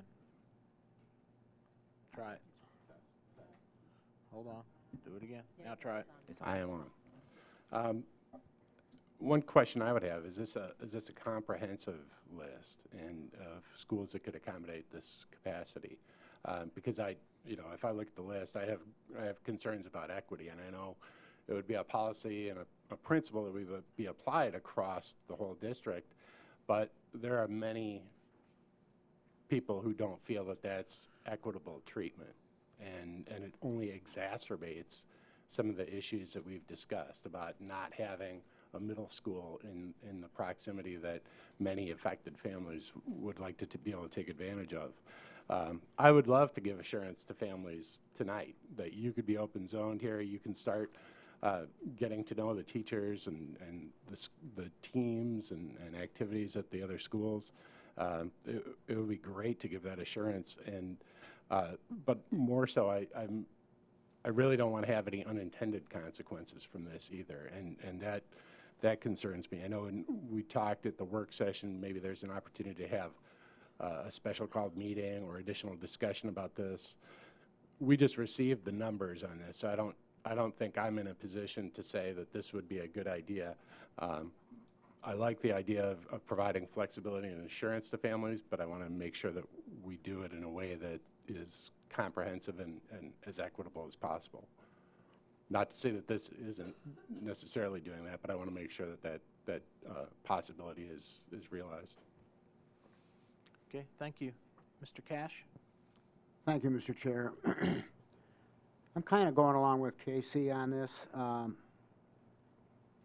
I'd like to see possibly some of this go on, you know, especially with Page High School. I have a lot of high schoolers in Zone 2 that were, you know, rezoned to Indy. And with the capacity left over at the Page High School, you know, we have some students that could complete high school there with no problem. And as far as the elementary and middle schools go, our middle schools are pretty much coming up on capacity or over capacity. In the new Clayton Arnold Road School, there's nothing we can do because the school's not finished. So it wouldn't affect them much. We maybe get 25 students into Heritage Middle. But again, to piggyback with what Mr. Hoag says, you know, this middle school on Henpeck Lane is an absolute necessity. We need a sewer, we need a middle school. The ripple effect from this goes all the way to the southern end of District 2, 3, and 11. So we need to concentrate on that for the future. But as far as this vote goes, you know, I'd really like a little bit more time to think about it. I don't know if that's possible, but, and really look at these numbers. Thank you. Thank you. Ms. Emerson? Thank you, Jay, for bringing this motion. I like the fact that there's been so much angst with so many people about changing schools, that if we could kind of sweeten the pain a little bit by enabling some of these students to be able to zone early to the new schools that they're going to have to go to, I think it makes that transition a whole lot easier, not only for the children but for the families involved, and I think that's important. I don't know what it would take for us just if it's necessary that we pass this tonight, in lieu of the fact that they don't have to select their school immediately. Maybe we could move this or table this until our next meeting, because I like what you've put together here, and I think it would benefit a lot of families. On the other hand, Casey raised a good question. We need to make sure that it doesn't, you know, it's not unethical for other families for them to be able to do this. And I know where you're going with it, and I think it's a great idea. I just think if we had a little bit more time, we might be able to gain stronger consensus from the board if we could confirm that. Thank you. Mr. Mitchell? Thank you, Mr. Chairman.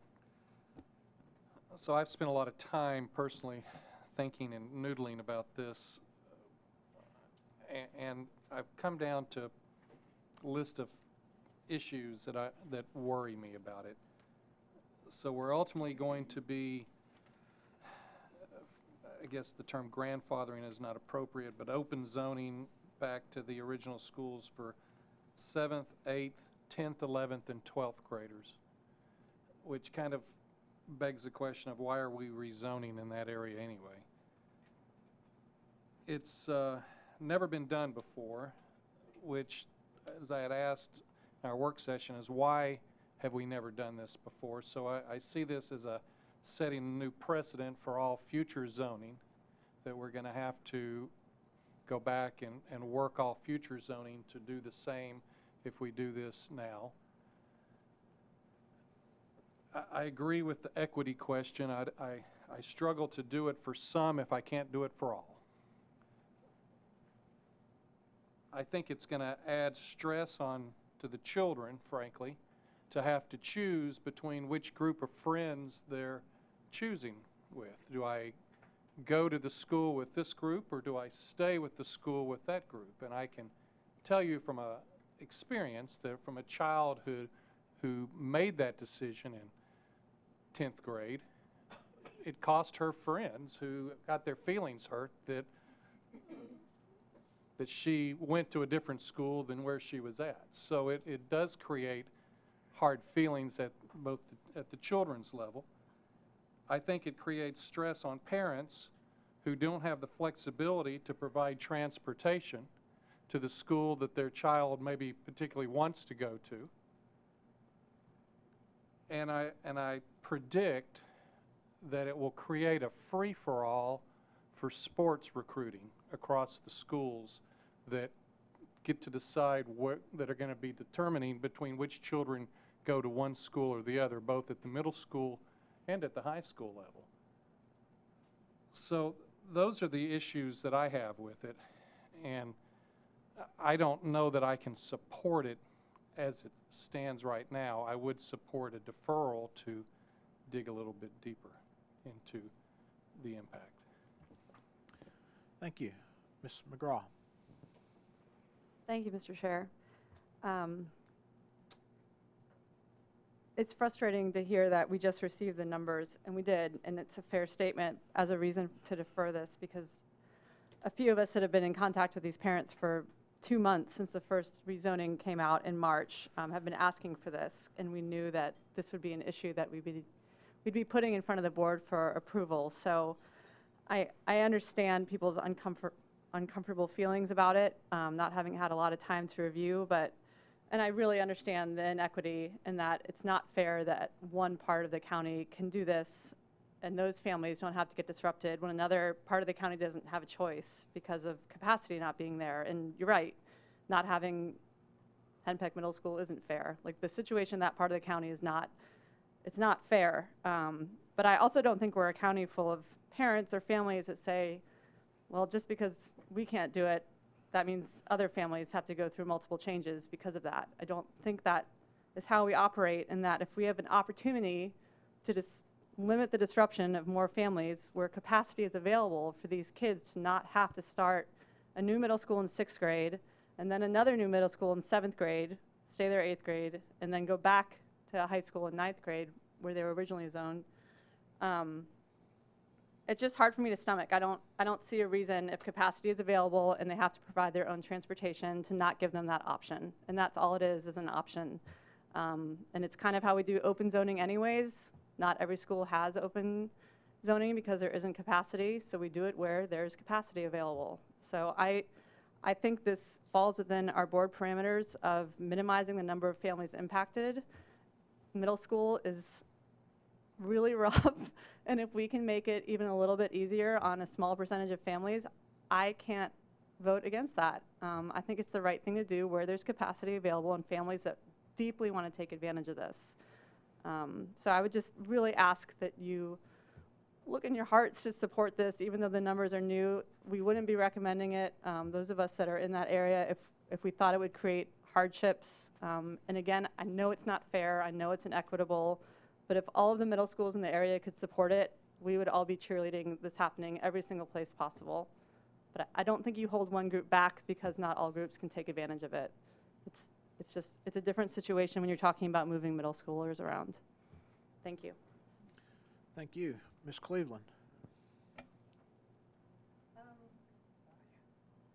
You're on. Okay. There? Okay. Yeah. I do agree with a lot what Mr. Elliott or Mitchell had said, and my only concern is, number one, not having a discussion about this because I haven't been able to grasp the numbers yet, and I'm very much of a person who likes to be consistent with our policy. I feel if we're not consistent with our policy, then it opens up a whole nother can of worms, and we've been kind of dealing with a lot of turmoil because of this, having to hold to our policies. And so I'd like to be able to just take a little bit more time and grasp what we're trying to do here and how many schools are affected and how many schools, if we place this, I would like to know how many schools would be, I guess, affected by not being able to do the move, be able to have that same policy in effect. And it just concerns me that this is too quick, so. Okay. Mr. Galbraith? May I defer to Ms. Durham so I could address all the questions at the end, please? Okay. Ms. Durham? So I agree that we should probably look at addressing inequity first to make sure that other schools are given the same treatment. But I'm just wondering if, rather than do it via this proposed thing, if we stagger rezoning over a period of years, would that be a possibility? Rather than all of the rezoning taking effect 2018-19, would it be a possibility to delay the start of this rezoning of, you know, Woodland, Mill Creek, and Page High, delay that rezoning for 2 years or a year? Ms. Durham, we could certainly rethink how rezoning moves forward. I think the sense of urgency that we have is we're opening 2 new schools next year, both of which would impact how we do this zoning. So I think moving forward, potentially, yes. I don't think it would be possible to do now. As it relates to the other comments, there are, as I understand it, there are 4 schools that would qualify under these conditions. It would be Mill Creek, Woodland, Page High, and Centennial, I believe. What's the 4th one, Mr. Galbraith? You know. Heritage. Oh, it's Heritage then. That's Page High and Heritage. Okay. Can you go? I guess it's not possible to go back to that slide, but I know it's Page High, and I know it's Mill Creek, and I know it's Woodland. There's one more. Let me get it.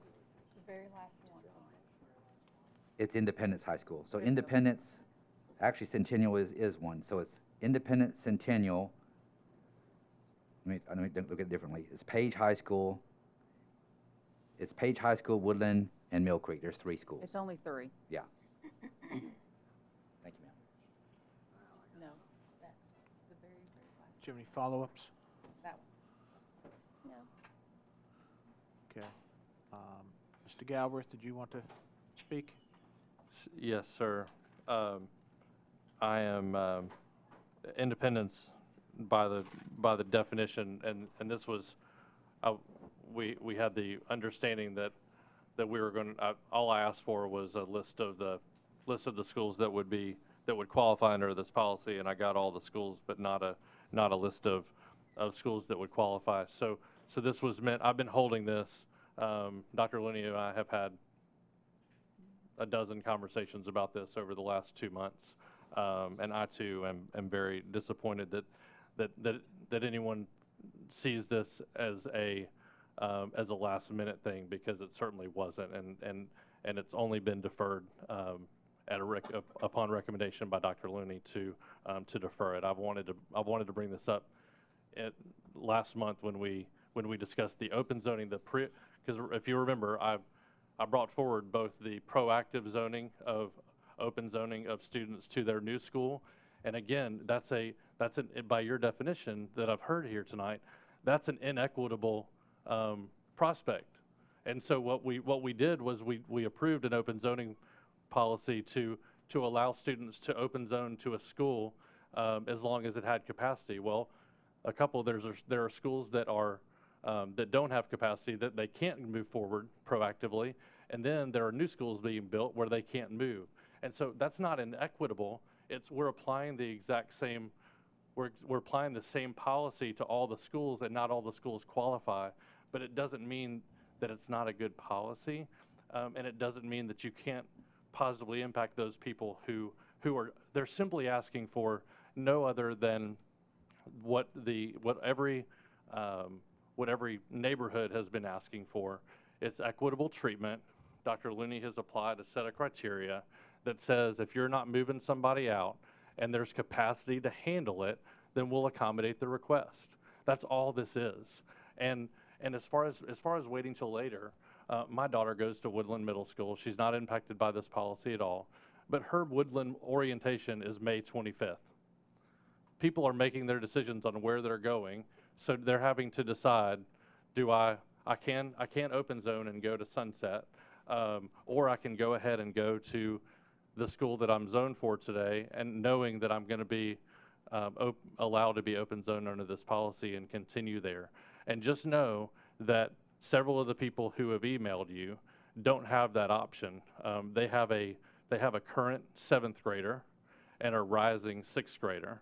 So they will have, next year, they will have a 6th grader and an 8th grader at Woodland Middle School.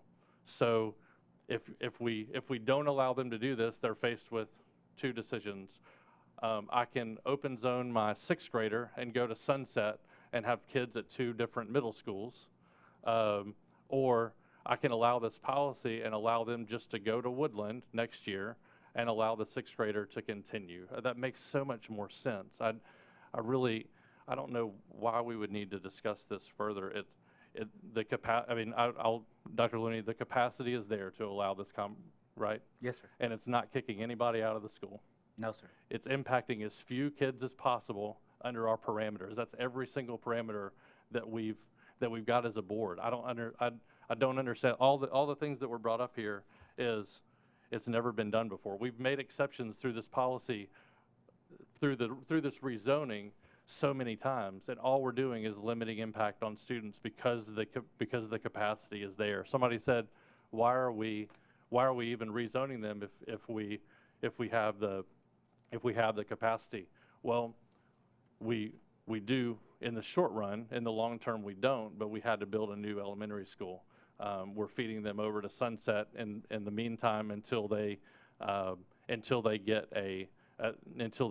get the new middle school. But I really like. I mean, I want you guys to talk to these families when you're telling. I mean, if the best argument is, well, not everybody else can do this, I really want you to rethink that, if you don't mind, because we've had to say that over and over again during this process. That I'm sorry, we would love to have everybody stay at their current school, but everybody can't because the current school is overcrowded, so we're making you leave.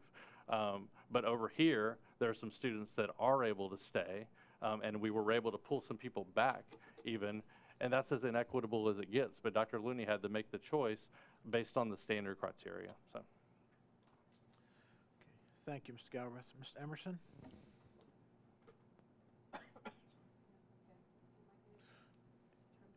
Yeah, if y'all don't need to touch the button, I can control it from here, so I'll... Thank you. Jay, thank you. I think you're right. I think this is a timely issue. And I think in light of the fact that there are going to be orientations happening before the end of the month, and it would disadvantage some of these families further than they're already going to be disadvantaged, that it is not, we're not looking at this with the right lens. We've got an opportunity for those students that qualify for being able to take advantage of this, an opportunity in a school where there is capacity to make a conscious choice, intentionally make a choice to where they want to go and to be able to participate. And I think it's important that, first of all, this is not, as I understand it, a policy change, which helps us, and the fact that we can do this as a board and support those families that are understanding they're going to have to move anyway. They can get a jump on it, they can start acclimating their students, and they can make this a more palatable shift as opposed to kind of a last effort where they're playing catch up all the time. We're going to have to be reoriented. We're going to have a lot of different things to make that transition smooth. I think that Jay's worked hard on this, clearly, and I know that he has worked on this for a while because the discussion has been quietly that this, would be helpful.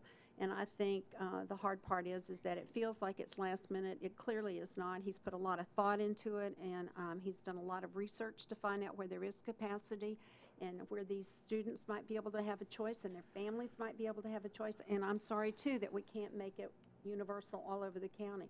But we can help those students and families with this. And again, we're about what's best for kids. And this is a motion, I think, that is right for kids. We can help their families, and we can help these students get a new home and get start putting down some new roots, and I think this is important. This is what we're about. Thank you. Mr. Hall? Thank you. And Mr. Galbraith, I completely understand, and this is a very responsive approach to a lot of requests that are completely understandable. To reiterate maybe my point, I'm not as clear maybe on the criteria, and to know that these are the only schools that could benefit from this. I'm not clear on why the Clayton Arnold New Middle School would not qualify in the short term, since we are talking about the short term. So, it wasn't presented. Can I? Hold on. Do you mind? Do you want to respond to that? Well, Clayton Arnold School is not currently open, so there are no students that currently go there that would qualify to stay. but as far as presenting the likelihood of open zoning for the year that it would Yes, sir. qualify. To be honest with you, we fully intend in February of this next year to recommend open zoning. I think the difference where Mr. Galbraith and I are is, do we alter the timeline or not? So I mean, we have a standard procedure that every February we open zone schools, and that will happen whether you vote to make this happen tonight or not. Next February, there'll be open zone schools, and some of these families that want to stay would have that option, I presume, unless something happens between now and then. And my thought is that they're in many of the same situations that you're describing. They don't necessarily have a school to go to make relationships right now, but they are going to be wondering what their prospects might be and their possibility, and perhaps having time to coordinate on other families going there as well. Thank you. Ms. Durham? So I don't really hear anybody saying that they don't agree that we should do it to minimize the impact to people. It sounds more like it's the process issue and how we're going to go about doing it. So I'll go back to just my question a minute ago on, couldn't we just defer the effective date, I guess, of these 3 schools? So have the zoning plan published with, effective 2018-2019 school year for all schools, and then effective 2019-2020 for Woodland, Mill Creek, and Page, or 2020-2021, or whatever that date would be. So it's just this zoning plan takes effect here, this zoning plan takes effect here, so that you don't have to, affect policy, as Ms. Cleveland brought up earlier, or even do a motion. I mean, could we just stagger the dates? So, Ms. Durham, I think that's one of the dangers of trying to make changes like this kind right now, because honestly, we would have to spend a considerable amount of time thinking about the consequences and unintended consequences of the action. I would say this: you've got 38,000 families, or at least 2,900 families tonight that are watching or listening and waiting for a decision. And so I think in order to defer the action to determine whether or not you're going to open zone a group of students tonight, I honestly think would be a mistake. Now, I am not offended if you vote yes tonight and you want to do that, or if you want to defer it, or if you want to say we want to go back and revisit it. But I think to defer the entire action tonight would be a mistake, and I don't know how to get to where you want to go without a deferral, because I don't understand all the nuances of how that would work. Yeah, I wasn't really suggesting that we defer anything, just that we delay the effective date in the zoning plan. I guess, as we vote for the zoning plan, say that for these 3 schools it would be effective the 1920. So everybody gets the same message that this is where you'll be in the future, but for the short run, everybody who's in these 3 schools stays where they are right now, unless it's that you're banking on not everyone wanting to stay and the capacity issue. Well, the new school on Split Log Road is going to open in 2018-19. So if you were to do what you're suggesting, we would open the school with no students. Or at least, if you're saying deferring the rezoning, so I don't know who would go there. Gotcha. So there's no other kids is slotted to go there other than these 3 Well, schools? no, ma'am, because all of those students are coming from Woodland. Most of them are coming from Woodland. So if you say the Woodland students wouldn't go until 1920, then there would be no students. Well, actually, let me rethink that, because there's not a middle school there. So See, once again, it's hard for me to answer that question without thinking through all the nuances. I would, Sure. I would rather you voted yes tonight, and let's deal with the consequences of that, versus making some decision based on me not thinking through an Yeah, issue. that's totally fine. I'm just trying to satisfy the concerns here. I do like the idea, and I guess I would just defer to Ms. Osbrooks to let us know if there's a real policy issue, or if this is more, it feels like it's more of just, as Jay put it, or Mr. Galbraith put it, that it's just kind of amending the open zoning parameters, which is not a policy, it's just parameters. Correct. It's, the way that this is written is that he is amending your open zone parameters. To the deferral question, this could be tabled procedurally, and then brought back up. That motion has not been made, but to defer it, it would be. No, I wouldn't want to do that. We got to get done. Okay. Okay, Ms. Cleveland. Okay, I'm still trying to grasp this. Is the schools that Jay's proposing, are these going to be open zone in February? Is that what we're saying, is that they're going to already be open zoned in February? We think they are, but once again, we don't do it until the February of the year before, because there's always things that happen in the interim that we don't know about. You know, there could be an announcement of 3 new developers that have a very fast building schedule, as an example. So there are so many unknowns in a county that's growing like we are. That's why we do it in February of the fall before. And so, but if those new developers come in, would it really affect these schools? Are they in an area where there's going to be a big development? Because it seems like in these areas they may not. No, ma'am. I mean, so I'll give you an example. The Holt property, which is right across the street from Woodland almost, they could decide that, you know, their schedule could accelerate based on the sales that they produce, and all of a sudden it fills faster than not. The other thing that if you think about what happened at Scales 3 years ago, we weren't contemplating 90 additional students at Scales because there was no development there. And all of a sudden, out of nowhere, came 90 new students because a bunch of homes sold, a bunch of people moved in with kids that happened to be that school age. So there's a reason why we don't do it till February of every year, and that's because you're open zoning a school more than a year, or about a year and a half ahead of schedule. And so I don't want you to think that I'm opposed to open zoning. I'm fearful that you would make that decision to open zone now and then us not be able to contemplate some other scenario developing.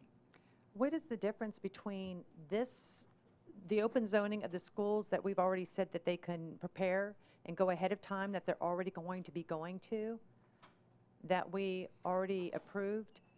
So for the ones that are going to be rezoned the following in 2018, 2019, did we not approve saying that they can start the school early? Yes, ma'am. So there's a big difference. So those students can go to the school that they're going to be zoned for early to get acclimated. These students, you're doing the reverse of that. You're saying they can stay in the school to avoid the rezoning by open zoning. So whether we're suspending the policy or not, we really, the effect of it is we're altering the conditions of the grandfathering policy through open zoning. And if by chance a development does go across, say like with Woodland, and it does create overcrowding, are those open zone kids then grandfathered in, and they? It's a great question. Under the board policy, open zone students have priority over zoning. So once you zone them there, even if you rezone, they would push other zone students out. Okay, thank you. Allison, did you want to say something to any of those questions? Well, in response to about new developments, the Mill Creek Middle, Sunset Middle area is growing rapidly. And there's a lot of farms and land for sale out Clovercroft Road and Sam Donald Road. So to Dr. Looney's point, there could be something that comes up. And Summerlin subdivision right there beside Mill Creek Middle and Nolensville High School is a prime example. When we purchased that land and said we were building a school, Summerlin didn't exist. And then 6 months later, we've got 250 houses coming up right by the school. Okay, thank you. Mr. Cash? Thank you, Mr. Chair. Mr. Galbraith, you've really explained that and simplified it. And I do agree with helping out students as much as possible to have the least movement. But I will say, in District 2, where there's probably 1,400 kids being moved, Dr. Looney and the staff have recommended that there be no changes other than one small change in that whole area. So I commend Dr. Looney and the staff for making those tough decisions and standing firm with it. As for what you're asking for, I'm going to do anything I can to help the few people we can in my area, and for high school and whatever other school has capacity, and it's all based on the capacity of the school. So our guidelines will be followed in this case also, but Mr. Galbraith, I can support this, and you simplified it very well. So, like I say, I've got to do whatever I can for my constituents, and maybe this will help 50 or 60, I don't know. Thank you, Mr. Chair. Thank you. Dr. Burgos? Thank you, Mr. Chairman. I'm going to echo what Dan just said, and for brevity's sake, I agree that we need to help as many students as we can, and it's been well thought out. The equity issue caught my attention. My only question would be, are there any schools currently that could also go on to this that would qualify? If there are not, then I would be in support of this. Would you know that, Dr. Looney, or would that be too? Yes, ma'am. We've provided you with a list. It's the 3 schools I mentioned. It's Page High School, Mill Creek, and Woodland. So these are the only that would qualify? Yes, ma'am. That's correct. Okay, thank you, sir. Thank you. Ms. McGraw? Thank you. I just really fast want to clarify the timing on this, because I know we haven't had a great deal of discussion at work sessions on this topic, is that the reason that we can't wait, just for anyone that's unclear, until next year's open zoning in February is because these families are literally making decisions about where their kids are going to school based on tonight. So if we can't guarantee them open zoning to stay at Woodland, they're going to go ahead where they can and start Sunset this fall so they don't disrupt their children.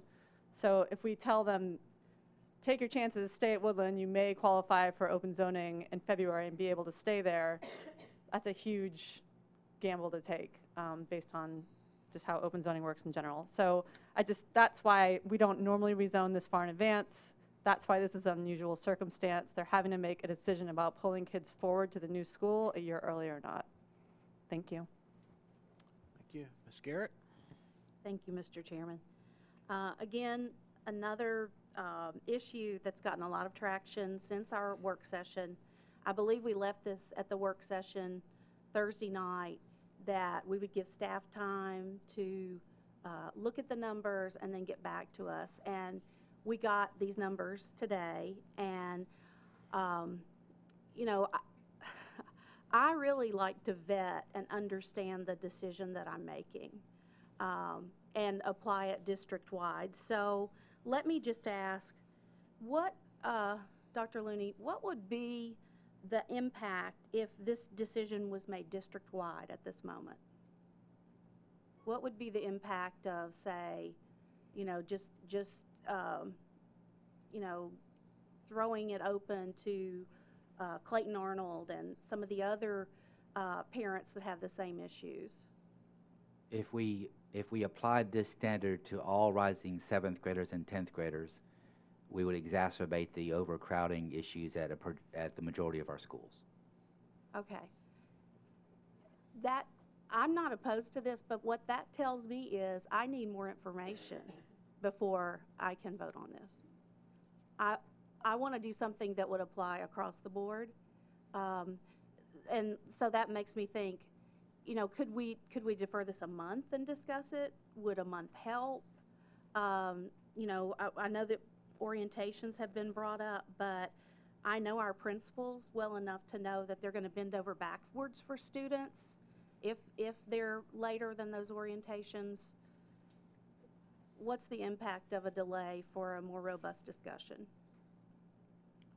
Well, from a systems perspective, we would do separate orientation for families. It's not uncommon for us to do a makeup orientation.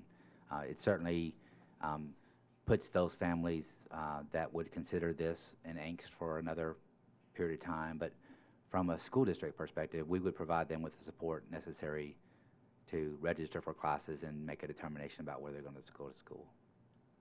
Thank you. Mr. Mitchell.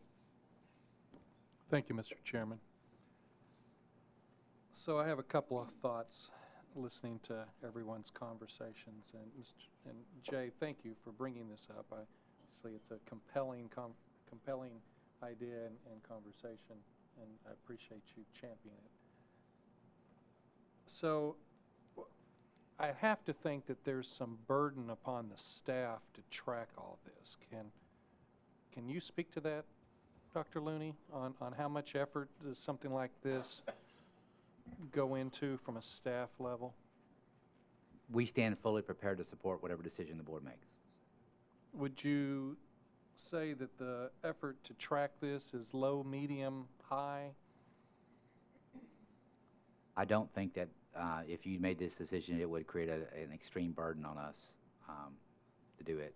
I think it's really a decision that you have to make as a board as to how you want to conduct business. And so it's, granted, I get that. I'm just trying to be sympathetic to what our decisions all have ripple effects throughout your staff, and I think we have to be cognizant of that impact as well. And I think that's part of Ms. Garrett's point of being able to vet what are the ripple effects of these decisions, and the impact on staff is absolutely both at the central office and the individual schools affected. I would like to make sure that we... Mr. Mitchell, the implementation of this, I don't think would be burdensome. The only issue for us is, we make recommendations based on what we believe is in the best interest of this long term, trying to mitigate risk. And if you make this decision now, it elevates the risk. It doesn't make it untenable, but it elevates the risk of things happening that we haven't contemplated. So the other thought I had going into as we're talking is, what are the opportunities for a child or family to change their mind between the first and the second year? Since this is going into effect a year before we open up the new schools or the zoning takes place, if a family decides to stay in place this year, would they still have the option to be rezoned the following year and vice versa? Yes, sir. Would they be able to Let me clarify. So a rising 7th grader next year, if they're a rising 7th grader next year, then they could stay at Woodland, and then they would be eligible for grandfathering at Woodland. There is, I suppose, the answer would be if Sunset has capacity, they could open zone to Sunset, which would probably be the case. Well, we're talking, and the reason that we're here tonight is because we've basically opened it up to moving early, right? The whole point here was to say, let's let the children get acclimated to their new schools a year early than the zoning takes place. And that's kind of where all of this, had we not made that decision, we probably wouldn't be having this discussion, because then the point of well, let me stay, if I'm going to go there a year, let me stay there for 3, is kind of where we're at, or at the high school too.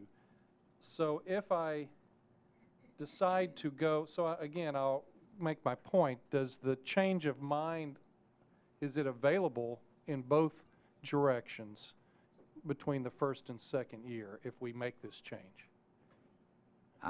No, sir, I don't think so. If I understand your question correctly, so let's say they decide to apply to go out of zone today. Yeah. And they can change their mind up to the first day of school, and we'll put them back in their zone school. But once school starts, they're committed. And they're approved to attend a school out of zone through the highest grade level. But at the end of any semester, if they want to return to their zone school, they can submit a request to do so. At the end, so you can actually make that change in the middle of the year then? If you do it in the middle of the year, the zoning appeals committee has to approve it. But if you do it, let's say Johnny's going out of zone to Independence right now, but he wants to go to his zone school Centennial in August, they've just got to send in a request to return to their zone school form, and we'll put him back in his zone school, and he can go enroll there. So the opposite would be if I take advantage of Jay's motion this year and I stay at my school for the point of being able to stay there all 3 years, and all of a sudden I recognize that all of my friends are going to the new school or the new zone, do I get to make that change as well? And I guess your answer is yes, because that is your zoned school. That, as I understood, if I'm thinking through your answer. Yes, that is correct. I would add a caveat, though. It could potentially impact staffing levels at various schools. So there could be some additional complications as well as that. Probably not, but it's plausible. But what I did hear is that if I go early to my new zone school, I have effectively forfeited my opportunity to be grandfathered. If I'm a sixth grader, let's say if I'm a sixth grader that technically is zoned for Woodland in October, but I decided to go to Sunset, and then I decided I would really rather have stayed at Woodland in the 7th grade, I don't have that opportunity to come back. That's correct. Okay. And so those are, and again, I would argue that those are the ripples that we need to vet a little bit more to make sure that we're understanding what we're, or at least that the parents understand what the decision points are and what gates are available or closed if they make those decisions. Okay, thank you. Board members, we're getting ready to go through the third round of discussions. If you have a new point to make, please do. I don't like to limit our discussion, but please, if you have a new point, go ahead and make it. If this is just an amendment to the main motion. So, okay, Mr. Galbraith, you're up. Thanks, Gary. Yeah, I appreciate everybody allowing this to kind of progress as we, as people seem to be, we haven't had a chance to talk about this at multiple meetings, so I just appreciate the opportunity to kind of clarify some questions. So Nancy, your question about applying the same criteria to all, this is the criteria that was applied to everybody in the district. And Casey, I think the Clayton Arnold, it wouldn't apply to this one because people aren't going to attend Clayton Arnold this year because it's not open. Like that's why. I mean, Dr. Looney said it's absolutely going to be open zoned if there are students, if there's capacity there based on our policy. And so, but nobody's making an affirmative decision right now by the end of the month to go to Clayton Arnold. They are here. And so if they could, they would. But I mean, that's where the equity comes in. And I just want to point out, Allison can confirm this, but the whole property that's across the street from Woodland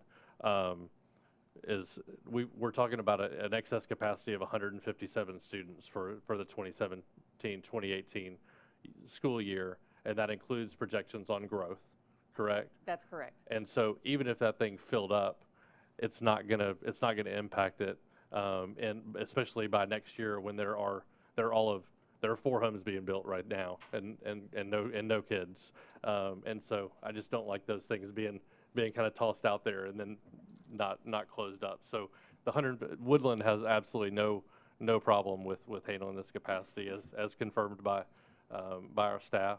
And Mill Creek, while there is a lot of growth out there, we're talking about 1 rising 7th grader and 5 rising 8th graders.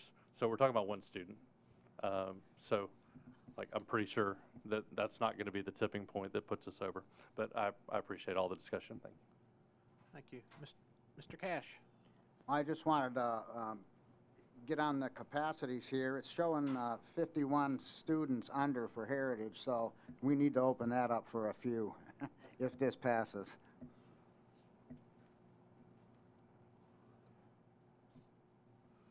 Okay. All right, so we have a motion and a second. We've had lots of good discussion on this.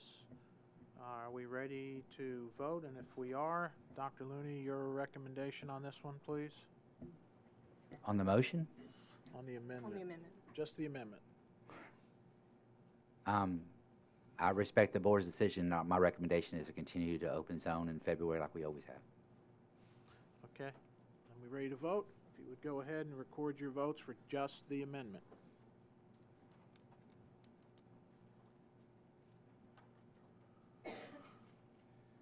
Your vote is 8 yes, 4 no.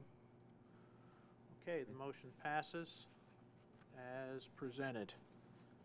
All right, now we're back on the main motion, which is the rezoning plan for school year 18-19, the A1 plan. Let's say that. As amended. I'm sorry, as amended. I'm sorry. Anyone have discussions? Mr. Mitchell. Thank you, Mr. Chairman. I'd like to offer an amendment to the zoning plan to move the Stevens Valley subdivision to be zoned to Westwood Elementary, Fairview Middle, and Fairview High School. Okay, anyone like to second that motion? Second. We have a second from Ms. Emerson. Okay, so we are now talking about another amendment to the main motions. Anyone like to discuss? Mr. Mitchell, since it's your motion, if you would go ahead and address it. Thank you, Mr. Chairman. I think that I question, I guess, the numbers that have been given for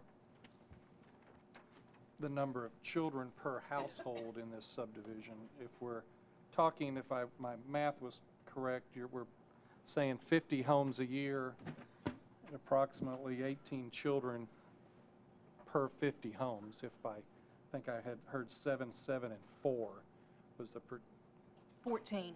4 7, 7, and 14. 7, 7, and 14. So that's 28. So that's less than pretty much still less than about one child per house in there. I believe that, and I can speak to the demographics in the south part of the county, but you're running typically about 2.3 children per household in that area. I've always looked for that 0.3 child, I guess, by the way. But and I guess some of these may be children out of school or too young for school, or maybe we're talking children that would go to private schools, but I would argue that our numbers could be challenged on what our projected household census is for people buying in that neighborhood, specifically for Williamson County schools. So to that point, I just think it's a better fit for our growth projections for the Grassland area and the Franklin High School that we continue our effort of moving that part of the county, having that part of the county look towards Fairview as their feeder pattern, and until the new high school, I guess, is built in 7 years. Okay, thank you. Ms. Emerson? Thank you. Thank you, Mr. Mitchell. I appreciate your input, and I agree with you. I think that the numbers are low based on the population as we stand right now. There's people move to that area because of the schools, and I think that even if it's 50, I think it's going to be more than the number that has been projected. The other thing, I guess, that at this point is that there is absolutely nothing on that property. There's no homes being built presently. They anticipate they may have one in 2018, but again, it could be delayed. So we're not talking about an immediate need for those kids to be zoned other than, and I think Fairview is going to have, I believe, is going to be the next major place in the county where people are going to look to. The property is beautiful down there. The schools are fantastic, and the people that live in Fairview would never want to go anywhere else. And a lot of those families have been there for generations. And that speaks highly for that part of our county. It's a beautiful part of our county. And the people, I see that people are choosing to go south. And I think what's going to happen is they're going to realize that there is a diamond down there that they want to take part of and be a part of a community that is established. They have incredible integrity, and they're such a tight community, as I said, because these people have lived together for many, many years and have chosen to be there. The schools are great.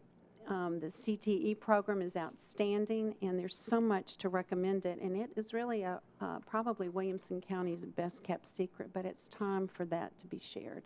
It's a great place to be, and I think especially in light of the fact that Stevens Valley at this point has no population at all, no homes, and there is discussion somewhere along the line that the demographics of that property and the development could maybe potentially change.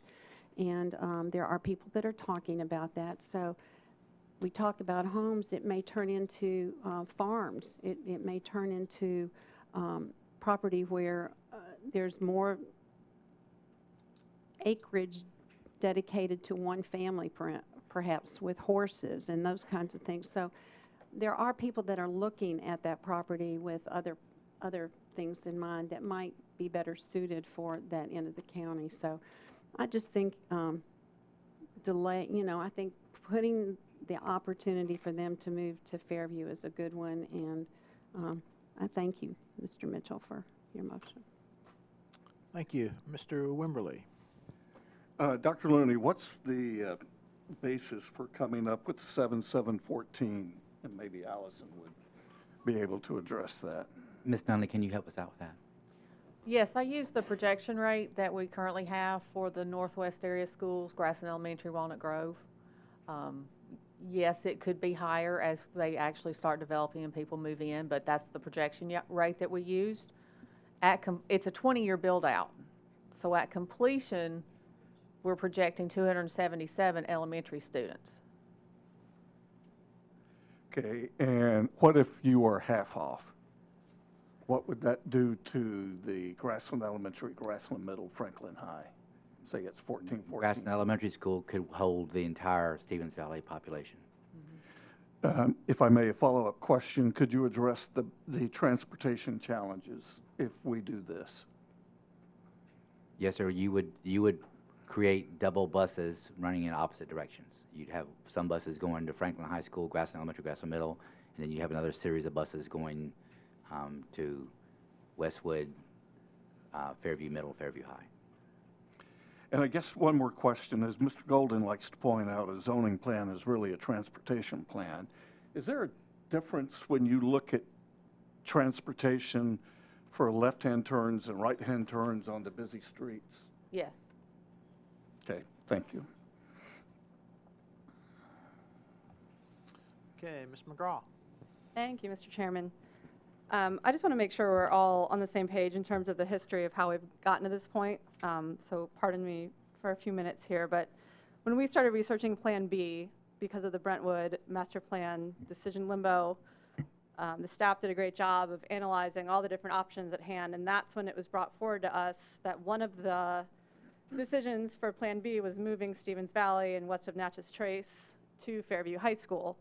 And I think it was that initial discussion where Dr. Looney said, and actually this makes sense in A1, that even if we don't do Plan B, there's absolutely no reason why Stevens Valley shouldn't go to Fairview. I mean, in the phrase, it just makes sense, came up multiple times for the reason that there's no development there, Fairview has capacity, and the commission has constantly challenged us to fill capacity where available, and Fairview does not have a lot of projected growth to fill their capacity. And if you have driven out there, which I did yesterday, coincidentally, to go to Loveless Biscuits, when you drive from Franklin High School to where Stevens Valley is, and there's nothing being built there yet, it's driving down Sneed Road and imagining people going back to Franklin in the mornings is a long slow drive even without traffic. And then you turn past Stevens Valley on a 100, and it does just make sense. Like, it makes perfect sense. And if I was moving into a new development, I would want to know up front where I was going to be long-term as much as possible. And there may be a new high school built in 2024. We all know how things can change. I think it's hard to put a vote in place tonight assuming that a new high school is going to become available in that period of time. And frankly, I think it's a little disturbing that we're having to put an amendment forth on this tonight when the board has only discussed A1 with Stevens Valley at Fairview. The actual moving it back to Franklin is an amendment because the board has only ever discussed the plan to date since A1 modifications were made with Stevens Valley at Fairview. And so we have had very little discussion about this because it just made sense to be at Fairview. So we've been tasked with the best long-term plan, and now we're in a situation where we're having to have this conversation about Fairview versus Franklin when there was money as an influencing factor. And whether that's been taken off the table or not, which it has, it still feels like it's a factor. So I expected to come to this meeting tonight after last week's work session to vote on A1, which had Stevens Valley at Fairview. And I'm really disappointed that our really great rezoning process is ending on this note. It's kind of a crazy way to end this. And I want to reiterate that the only conversations that we have had to this point had Stevens Valley at Fairview, and none of us had objections to that because it made sense. And now we have them back in Franklin, which is kind of a surprise to me. So I would just ask you to support the zoning plan that makes the most long-term sense, which I believe is Fairview. It is common sense if you go do that drive out there for traffic reasons, even if buses have to go just there, and I appreciate that. But the commission wants us to fill those spots, and this is our best opportunity to do it in the next 3 to 5 years. Thank you. I feel like I need to respond. I appreciate Mrs. McGraw's perspective. I disagree. The reality of it is I was having, and I corresponded with each of you. I was having communication with a developer at the time, and had no idea whether you were going to accept the gentleman's offer or not. So when the work session came about, we didn't discuss Stevens Valley, and that's because I was having conversations with him, and I communicated that with you. I did say that it makes sense. However, I'm wrong sometimes, and so if I apply from just looking at it at a map, there's a straight road, Highway 100. That does make sense. But what doesn't make sense is you're taking a development that's currently zoned for Grassland Elementary, Grassland Middle, and Franklin High School, and moving them, although the capacity numbers don't justify it. We haven't done that anywhere else in the district, and so that's why I'm not recommending that. If I may, with a follow-up, Mr. Chairman. Respectfully, then, I would just question why when Mr. Wimberly's proposal to keep the current Natchez Trace families at Franklin, that's what's created this pocket, right, for Stevens Valley. Yet that wasn't brought to the table at consideration at that time. We were asked to consider these current Natchez Trace families, not discussing what that then created as an impact for Stevens Valley. And I feel like that would have been a different conversation, and now we're under the gun here because we've put ourselves in a transportation box because of keeping those current families at Franklin, which we want to do. They live there. There's no reason to move them if we don't have to. Moving a subdivision that doesn't have development yet is a whole different discussion that we just have not had. Ms. McGraw, so I got to respond one more time. So you're right, we didn't talk about that, but once again, that's because I was having conversations with the developer, and to change the dynamic of the conversation, I think, was unfair to everybody at the time. I want to be clear. If you rezone this development to Fairview, this has nothing to do with the quality of schooling in Fairview, but this is going to cost taxpayers more money because you're doubling transportation system. I just want you to know that. Ms. Garrett? Thank you, Mr. Chairman. One remark as a follow-up to Mr. Wimberly's question about the numbers. If our zoning department has used the same logic and rationale to do the Stevens Valley projections as they've done for the rest of the district, I have no reason to question those because we just to acknowledge that we've used their numbers throughout the district for every projection that's been made. So I did want to note that. But what I'd like to ask, Allison, could you put the zoning parameters back up on the screen? And then Dr. Looney, can we look at this in the context of those zoning parameters? Sure. It was the first slide of the PowerPoint, I believe. Second slide. Okay. Can you talk us through that? Well, maintain consistent feeder patterns. Although there are no residents there at the point in time, it is, if they stay in the Grassland Elementary, if that area stays in the Grassland Elementary, Grassland Middle, or Franklin High School, then I would argue that you're maintaining the same feeder pattern that exists today. Minimize double split feeders. That has no impact on this whatsoever.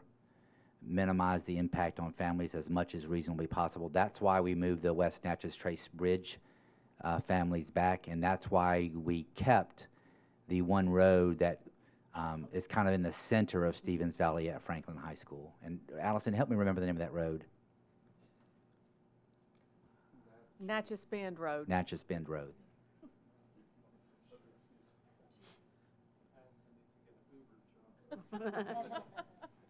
Pop quiz. Ms. Garrett, did you have any follow-ups? No. Okay. Mr. Galbraith? Yes, sir. Thank you, Mr. Chair. If you don't mind leaving those back up there. So, Dr. Looney, I recognize that we were talking about the offer on the table. Yes, sir. But I asked you on Thursday night directly, were it not for the money, where should these students be zoned? And what did you tell me? Franklin High School. Respectfully, you told me Fairview because I was trying to give you every. Well, if I said it, I didn't mean that. I misunderstood your question. Okay, I'll give you the ability to do that. But you did say Fairview, because you said it more than once because I gave you two opportunities to. I just to say that. misunderstood you. Okay.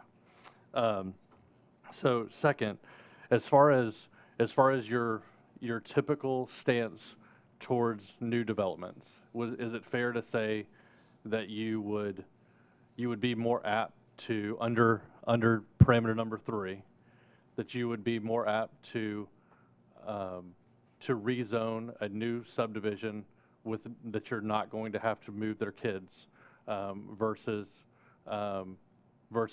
rezoning someone where that had active children that would be rezoned? I'm not talking about any other of the parameters as far as whether we need to do it because of capacity or not. But if you had the choice, 2 subdivisions across the street from each other, you're taking one, you're leaving one, you would. Of course, we would choose a place. Sure. Why would you choose the one? Because there are no families there, and minimizing the impact on families. Right. Okay. So, and is it fair to say in the last rezoning from? I feel like I'm questioning a witness or something. I feel that way too. I know, I'm not. Like all my lawyer TV shows are coming out. So in the last rezoning of Nolensville, when you chose to rezone Cromwell, which was the last subdivision closest to it was on the line. You moved the line for Ravenwood and Nolensville. You could have chosen on one side of Cromwell that would have left them to Ravenwood, and you chose to take it on the other side, so that you would be rezoning them to Nolensville, specifically because they were a new subdivision and didn't have. You were going to be establishing that zone for some point in the future. Well, specifically because Ravenwood was over capacity and Nolensville wasn't. And you agreed, but you had to pick between. You had to take a number of students, projected students, out of Ravenwood, and you did so in part by taking students who were in a new subdivision, which would be part of your ordinary parameters, right? Sure. Okay, so it feels to me that the folks on, I don't know if anybody's got any emails over the last 3 days, but the folks on Sneed Road are adamantly, from a traffic standpoint, and lots of other standpoints, if we take out the money. But I mean, a lot of these things this is going to, I mean, we saw the video that Ms. Clements provided, and so I think we can't control who develops property, and we're just reactionary, and there's nothing we can do about that. But if there's anything we can do to not to exacerbate that problem, I think that this decision on this motion would be extremely well received by the community in that area. And I believe from the feedback that we've gotten from Fairview, this decision would be well received by the Fairview community. And I think from an impact on families, I want everybody to know that when I guess I don't want to push out past this 3 to 5 year period, but if it does turn out that that this area, that Franklin would fill up in this time, this is going to be one of the first conversations that we have to move them. And even if we say that there's a new high school out on the horizon, they're still going to move because somebody's going to have to move if Franklin High School fills up. And so, if we're minimizing impact on families, then we would let these people buy homes, knowing where they're going to go to school to the best of our ability, and go ahead and do that proactively. And I completely understand it's not consistent with our we're not moving. Well, I guess it is consistent with your parameter on this rezoning as far as not moving kids out unless we have to. In this case, we're not moving anybody, and so I think that's a fair distinction. I am not emotionally committed that we're used on this community. I am emotionally committed to equity, and my argument to you is we have other subdivisions that are underdeveloped with no new underdevelopment with no new homes currently open, and we have treated them differently than what you're proposing to treat Stevens Valley, and that's where I struggle. So, as we're treating those differently, in that case, you're having to choose because you're filling all the schools up in the south where there's development. That's not what I'm talking about.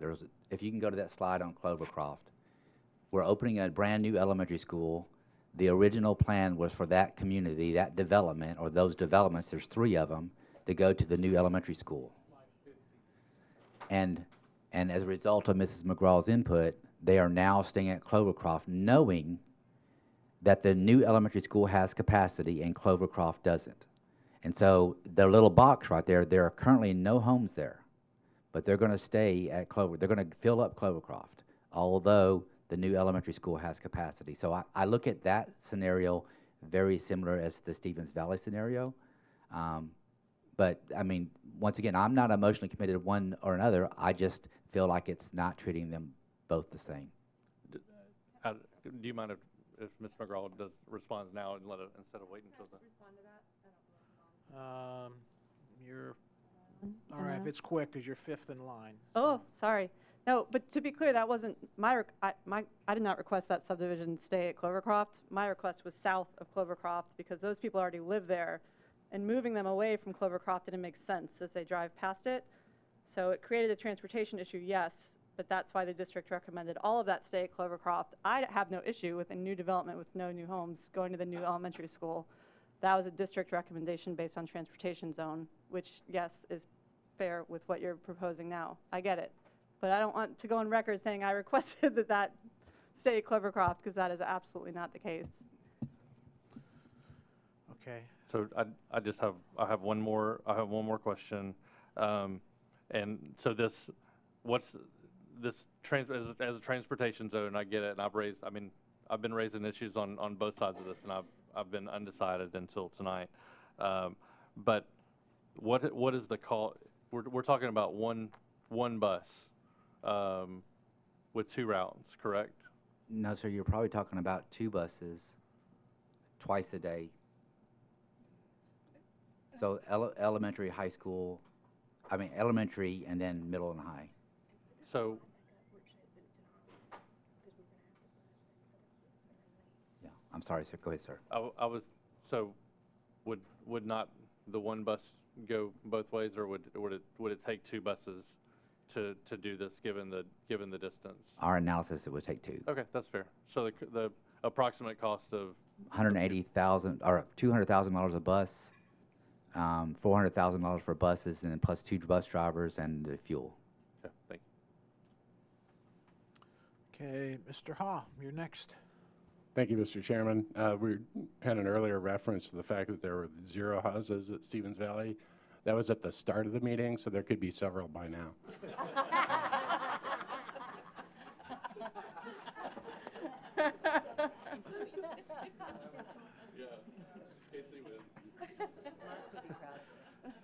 Very good, Casey. All right, Miss Emerson, you're next. Oh, thank you so very much. I've written down a lot of notes here, so I want to, they probably won't be in order, but the outcome will be the same. We are not like Clovercroft. I live on Sneed Road. I'm part of this community, and Jay and Ann made Mr. Galbraith and Mrs. McGraw made a very strong point. The impact on our community already is substantial. The traffic is like it's becoming down in the southern end of the county. We have a 2-lane road that is absolutely difficult to drive on. It spills into Hillsborough Road, which is 2-lane, and no talk about it being expanded. And it also pours into Highway 100, which is a state road, and they've already said there's no plans to widen that road. So we are stuck with a number of homes that are going to be built there with no place for that traffic to go. The point that Ms. McGraw made about being close to Highway 100 is very well taken because it's right there. And I disagree that there'd be more than one bus because it would seem to me that maybe one bus could transport all the students to the elementary, middle, and high school in one fell swoop and pick them up and bring them back to this development. I don't see a need for a different bus for every school, especially when we're not talking, based on what has been projected, large numbers. Ms. Emerson, schools start at different times. I know they do, but again, if you've got one bus doing all of that transporting, they're not going to have time to get back and pick up another route. I know, that's why you have to two. All right. Again, the community, this is going to be a very difficult thing on the community to have these people move in here. There is nothing there. There's not going to be anything there for at least 18 months, and I believe that it is in the best interest of certainly the community I live in and that I represent to put the school on their radar. The other thing I want to say is that the only plan that I have seen, and I agree with Mr. Galbraith, at the end of the conversation on Thursday, it was my understanding that Stevens Valley was going to stay in the Fairview zone. In fact, I have here the last copy that I got of any of the rezoning says right here on the very last page that Stevens Valley is going to be and stay in the Fairview zone. And it's A1. And the B had the shift changing, but in A1, which we are going to vote on tonight, I'm glad we've had this discussion because I would have approved A1 unknowingly voting for something that is contrary to what my constituents and me, what I want. So, thank you for your consideration. Ms. Durham? So I took this and made a list of pros and cons of either Franklin or Fairview. And I'll start with pros based on the emails I've received and you guys have also received from various constituents. For one, there's no impact to anyone right now because there's no one living there. So we've satisfied our parameters for zoning because there's no one living there. And 2, it gives any potential buyers plenty of advance notice that they'll be going to school in Fairview. And I'm doing pros for Fairview, by the way. 3, it benefits Fairview. We need the growth. We need the additional people. We need the additional volunteers for PTO where we're kind of suffering right now. We need people there. 4, it connects other sections of our district. So we're kind of expanding Fairview out that direction, and it's kind of nice. It kind of connects us a little bit more. 5, it minimizes the traffic on Sneed, because that was one of the biggest concerns in the various emails for the residents there, is that the traffic's already problematic. And so sending the traffic down Highway 100 would help them a lot. 6, we're going to have to rezone some portion of that area anyway at some point in time, whether it be to a new high school in the Northwest District or to Fairview, whatever makes most sense at the time. If there's not money to build a new high school or not land or something's prohibiting us from being able to do that at the time, they're going to end up at Fairview anyway because it's the closest place if Franklin becomes at capacity. And then, so that's 6 or so pros. The cons are the busing cost. We've talked about that. It's, you say about $400,000 a year, but I would venture to say that it kind of lends way to a pro in that we could delay or defer any new building. If we've got plenty of capacity at Fairview, it could delay any new need to spend money or buy land. Another con is the friends and neighbors concept. You do want to go to school with the people around you. So I definitely see that as a con. I'd hate to send a little pocket to Fairview when their neighbors are all going to Franklin and, Grassland. And the third con would be kind of in relation to the second, which is the zones are not connected. It's not quite in alignment with the rest of the zoning plans. It's a little pocket.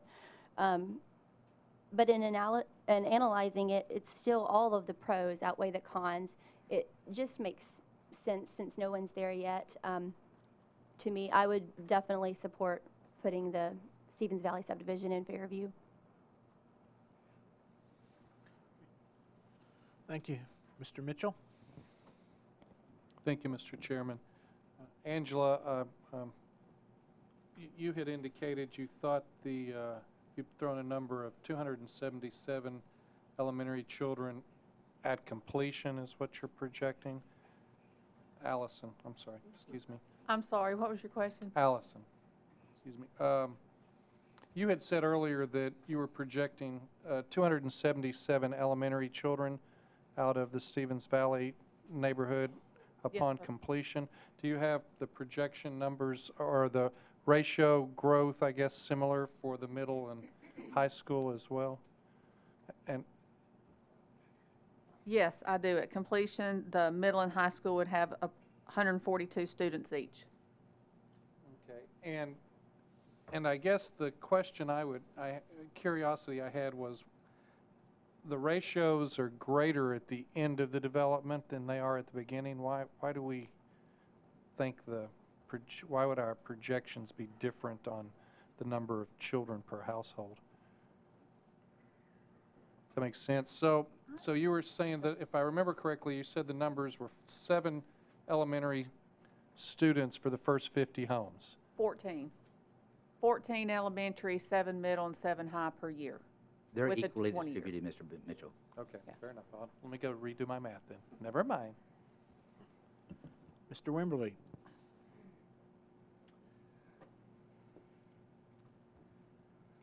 Actually, I wanted to talk about the Natchez Trace area, since that has been kind of related to this, and I'm not sure it's appropriate. Can we put the other map up then, please?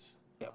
From that area? Actually, my comment is simply this. Of the people who asked that they remain at Franklin High, not one of them, not one single one of them said anything derogatory about Fairview High School. They just didn't want to be moved. That's all it was to it. So that's the reason I brought that forward on Natchez Trace. That's all I have to say for now. Garrett? Thank you, Mr. Chairman. I'd like to call the question. Okay, the question is called. We need a second to call the question, and it's a non-debatable. Okay, we have a second. Now we need to vote on calling the question, since we have a motion and a second. Like I said, it's non-debatable, so we have to do voice vote. We also don't have anyone up there who wants to say anything. Correct. We could change that, I'm Just in sure. the nick of time. Means that discussion's over with, people just are ready to vote, but You to- vote on the amendment. but we need to vote on calling the question. So, let's see, we go around the room and do it individually. You can do a show of hands if you want to. Okay. Agreeing Calling- to cut off debate. All we're doing, only thing the motion is now is to cut off the debate on this amendment only. Okay, and our esteemed attorney, yes? Can we just have a strict aye? I think I'm pretty sure it's unanimous. We need 2/3. Okay. So if we can establish 2/3 by a voice vote, fine. If we can't, we'll raise hands. Or we But- can do a roll call. Let's just do the roll call, just go down. Go ahead. Angela Durham? Dan Cash? No. Elliot Mitchell? No. We're voting on Wait. calling the question. You know we're doing call the question? Is it Yeah. seconded? Okay. Wait a minute.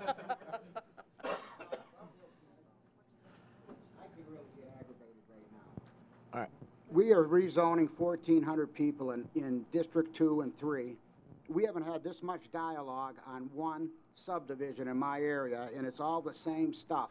Traffic in an area like this. Things can change in this area in Okay. 5 years so fast it'll make your head spin. Just hang around down south Dan. and you'll find out. Dan, we can't debate it. I apologize. All Yes, right. call the question.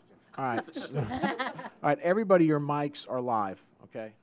All right, so let's do it again. May I change my vote then? If I'm Mr. gonna Cash start does not want to call the question, We're going to start over. okay, thank you. Start over. Yes. Yes. Yes. Elliot? Yes. Ann McGraw? Yes. Gary Anderson? Yes. Jake Albert? Yes. Sheila Cleveland? Yes. Candy Emerson? Yes. Rick Wimberly? Yes. Beth Burgos? Yes. Casey Hall? Yes. Nancy Garrett? Yes. We go straight to a vote. All right, now your mics are all off. All right, so we're going straight to a vote.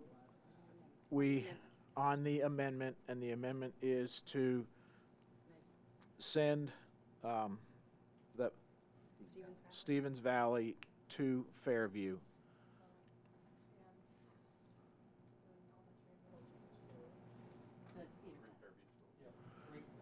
Yeah, that would be Fairview. I have Westwood Elementary, Fairview Middle, and Fairview High School. Okay, everybody get that? Westwood Elementary, Fairview Middle, and Fairview High. Okay. Dr. Looney, your recommendation? Mr. Chairman, my recommendation stands A1 as submitted to you.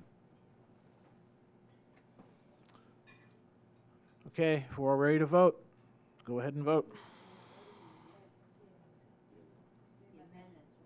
Yeah, just on the amendment. To zone those neighborhoods to Fairview.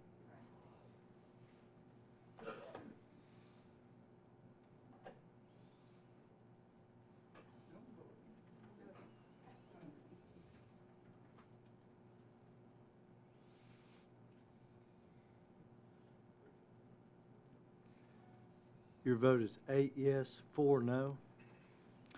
Okay, so we're to the original motion as amended twice. Correct.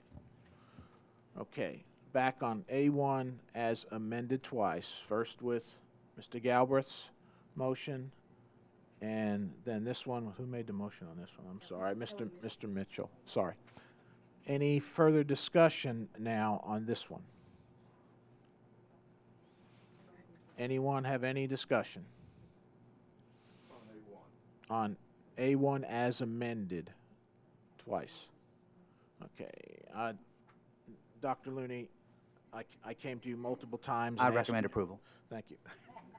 I came to you multiple times asking you to look at certain areas, and each time you said no because of enrollment numbers, right?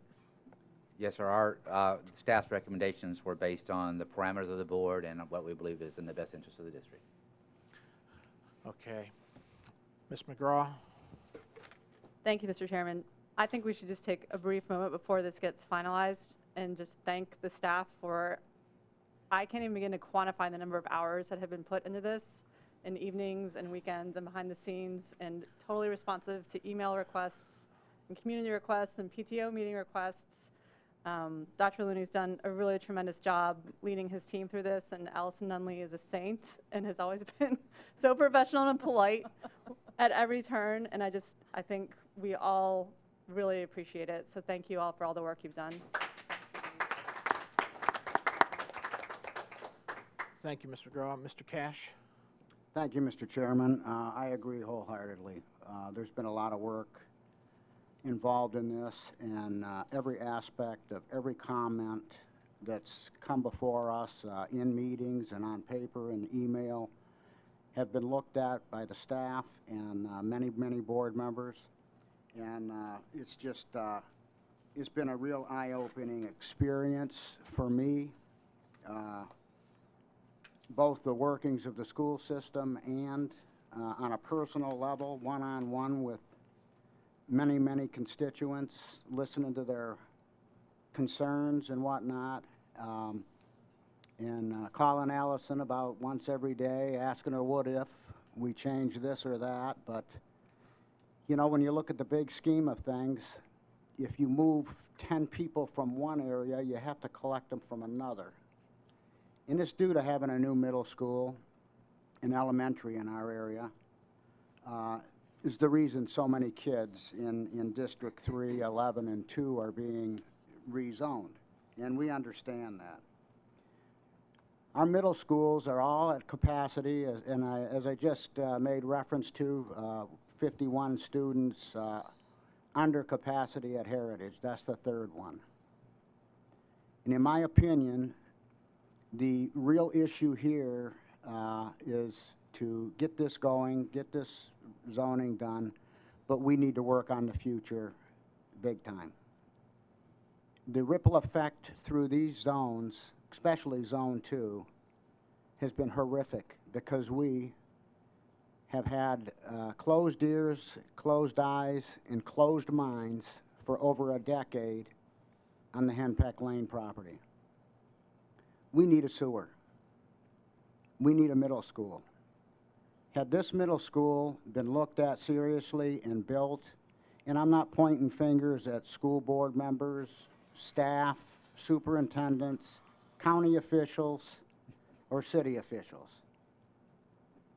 I'm just saying, had this been done, Sullivan Farms, Dallas Downs, so many subdivisions right there in the Oakview area would not be going through what they're going through now. We have got kids coming from Heritage, or to Heritage from Longview at the southern end of the county in District 3, and from Polk Place, north of the bypass, going to Heritage Middle School because this was never done. And then back on to Centennial High School, 14 miles away. Now, I want to apologize for my little outburst, but I have had hundreds of emails, and there's absolutely nothing we can do. And I thank those parents, our commissioners, our city officials that have come out to the meetings to support us and talk to people. We have been transparent through all this. But I just compliment them and all the stakeholders in our county for working so diligently to find answers. But, you know, basically it is what it is, folks. And we have a growth issue, and it's going to continue to grow no matter what we do. So, I think we can't look back at Henpeck, but we can sure go to the future. And I know Dr. Looney and our county mayor and the Franklin officials are having great dialogue, but we need to hear something very soon, because this needs to get started. We can do this and get the job done. And while I've got the floor, I'd just like to say thank you to all the staff in the leadership. I just highly respect you for your decisions.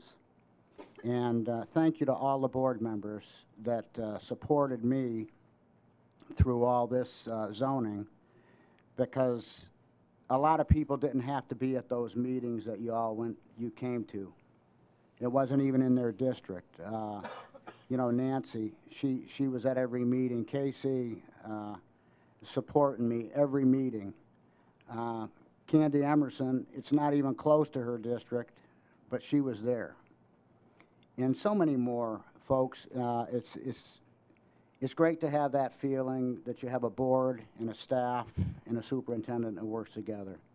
So, but with all that said, and with the issues with so many in my district, I feel I can't vote for this or support it, because everybody's involved from elementary to middle to high school. But I do think people tried their best. Thank you. Thank you, sir. Mr. Hall? Thank you, Mr. Chairman, and Mr. Cash, I appreciate that. I think that's the second of 2 mic drop moments tonight. And rezoning is really tough, and if this were designed by committee, I don't think we would have any rezoning, and we'd exacerbate the problems, and they would continue. And it would be great for folks to be able to stay where they're at, and I appreciate the professionalism and the frustrating consistency to which the standards were applied. We asked a lot of questions, and they were all responded to, and didn't always get the answers we wanted, but I do appreciate the process and the tremendous amount of effort. And I really want to thank the many, many parents who came to meetings and who wrote to us and have advocated so many times for your kids. And if anything else, this makes us want to do our job better for all the other affected areas, and to make sure that we can minimize disruptions and do what makes sense and try to make transitions easier if we can. Mr. Galbraith? Yes, so just wanted, I want to thank staff. That's kind of redundant, but I did want to take that opportunity, and I'm really going to miss seeing y'all like every Tuesday, Wednesday, Thursday. So really, and I'm going to have to introduce myself to my wife and kids again. But so I just wanted to, I want to thank Dr. Looney especially for your willingness from a planning perspective. So many times during this process, I could point to the 5 and the 10-year plan and say, guys, I know you're getting moved to a school temporarily, but it's on our plan, and I could say it with absolute certainty that I can't tell you when. I just know that the only reason you're being moved over here is because it's on our plan, and we're not there yet, and we don't have the money yet, and we've got to fill up the school first, but as soon as we do, you're all coming back. And it makes so, and I know, Dan, we can't do that with every situation, but even when I was having to tell people no, that I don't, based on Dr. Looney's criteria, I don't think your idea is going to float. Please go ahead and do it, and let's go through the process, and maybe he'll surprise me. But he was consistent through the entire process, and actually, Dr. Lee, you came up with those parameters on your own underneath our parameters that we gave you, because you were faced with just applying consistent criteria to so many different. How do I say yes and no to all these things? And so I will say, you guys raised the bar on your responsiveness to the community in the future, and I think that's an absolute great thing. And I think we've we've kind of laid the framework for future staff and boards of the standards to which we're going to do rezoning. Because I mean, yes, we've hashed this out for 3 hours tonight, but which isn't reflective of our preparedness to get to this point, because now everybody is in, I think, is in agreement that of what work has gone into this, and it's just been an overall. The time is, it's been a lot of time, but the process has been, I can't question it at all, and it's been great to be a part of it. So thank you. Thank you. Ms. Emerson? Thank you. I also want to acknowledge your effort, Dr. Looney. You were obviously at every meeting, but there was not a meeting that went by that you didn't say to some of the groups of the people that were there that were so concerned, if there's a way that we can change this, we'll look at it. Let's talk about it. And it was not a done deal when those people came in and you made yourself open and available. And you did actually make some changes. You made some changes for my district, and they are very grateful, and I'm very grateful. But I want people to know that you were open and that you were very transparent about the issue, and you did a great job. Thank you. Thank you. Thank you. Ms. Cleveland? Yes, on top of all these things that we're doing, I totally agree with everybody and the hard job that was done, but I don't want the parents to be forgotten, because without the parents and they're rising up to support the school board and their decision, we couldn't have done it without them. Going, toe-to-toe with the commissioners and, encouraging them to vote for the funding, and I really don't think we could have done it without the parents. And I really love to see their involvement. I've never seen so much involvement in the history, 16 years I've lived here. And it was really good to see, and I hope they keep it up. Okay, thank you. Are we ready to vote? We have Dr. Looney's recommendation. So it is the Plan A1 with the 2 amendments that passed. Ready? If you go ahead and record your votes.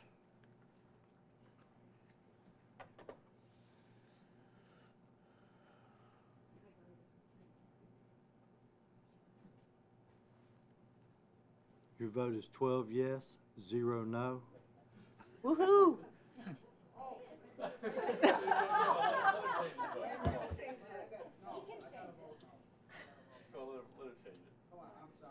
Can you change that? Will you, Can you make it? will you put on the record you want to change your vote? Okay. Well, he was ready to show up there. Come on. Okay. Well, she'll record it. She'll record it in the correctly. minutes. No. You can push it, it won't do anything. All right, board members, we've been here 3 hours. Do you want to take a quick break before we do these, or do you want to push through the rest of the meeting? Just a break for 8. Just an executive. She can take a break. What a privilege. We can keep going. We can keep going. Thank y'all for coming. Thank y'all. Thank you. All right, then y'all need a break. It looks like you need a break. All right, let's take. Yeah. Okay. Looks like 5 minutes. 5-minute break. 5-minute break. You're welcome.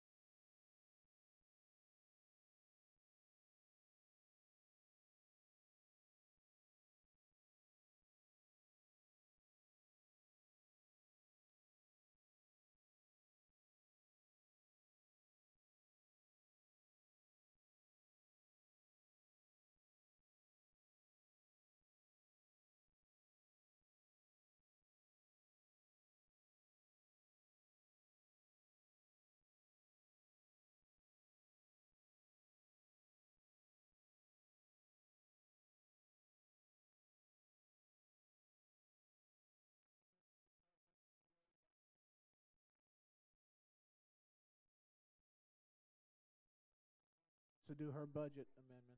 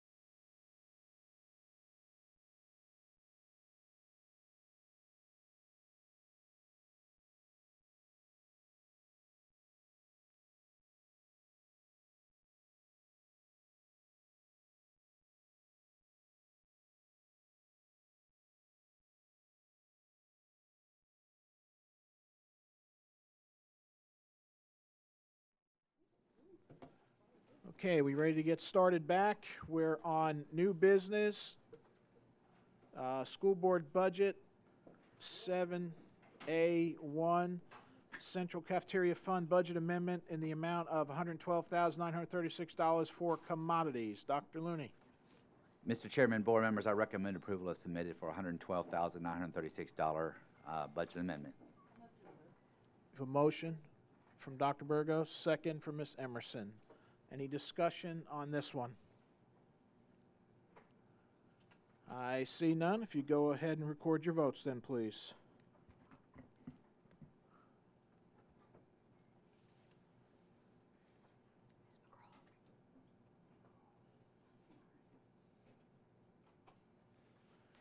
Your vote is 12 yes, 0 no. Okay, motion passes. The next item is general purpose school fund resolution appropriating $575,000 in the trustee commission line. Dr. Looney.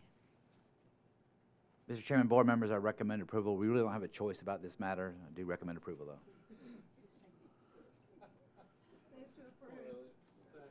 We have a motion from Ms. Emerson, second from Mr. Mitchell.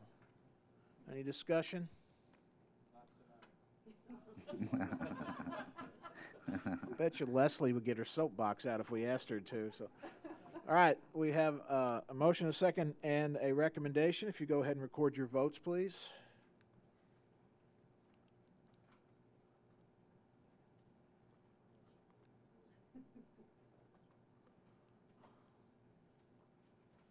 Your vote is 12 yes, 0 no.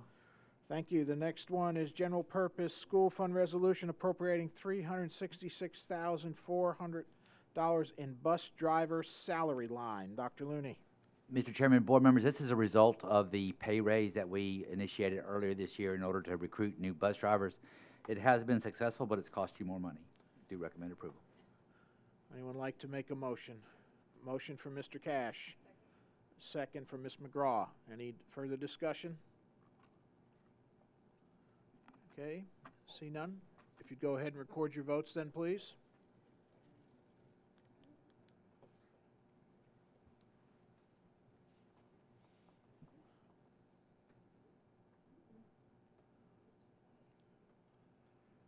Your vote is 12 yes, 0 no. Thank you. The next one is general purpose school fund resolution appropriating $250,000 for workman's compensation insurance claims. Dr. Looney. Mr. Chairman, board members, this is a direct result of claims. Okay, anyone like to make a motion? A motion from Mr. Galbraith. I'd like to second that. I'll second. Second from Ms. Garrett. Mr. Mitchell. Thank you, Mr. Chairman. Is this amount kind of normal for us from workman's comp cost, or? No, sir, this is $250,000 above what we had budgeted. It's just a year where we had more claims than we anticipated. Okay, is that something that we think we need to look at or address, figure out why we're having more workplace injuries than in years past? Mr. Mitchell, we can certainly look at it. These things have a tendency to fluctuate from time to time. This happens to be a year where they're a little bit more elevated than normal. I'm not alarmed by it.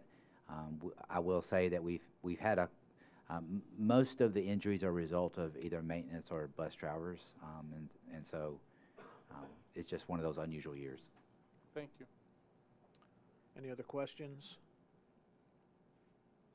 Okay, we do have a motion and a second. We have director's recommendation. If you all go ahead and record your votes.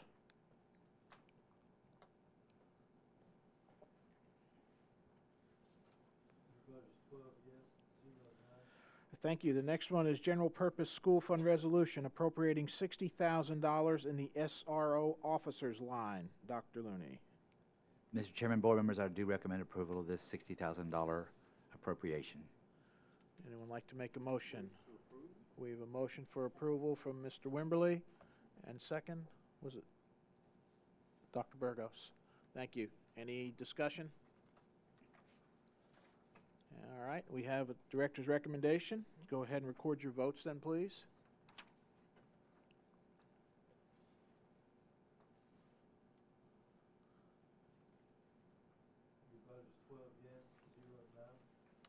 Thank you, Board. The next one is General Purpose School Fund Resolution appropriating $470,000 from the Central Cafeteria Fund balance to complete the 2016-17 fiscal year. Dr. Looney. Board members, I just ask that you remember this is a self-sustaining fund paid for by fees. I recommend approval of this adjustment.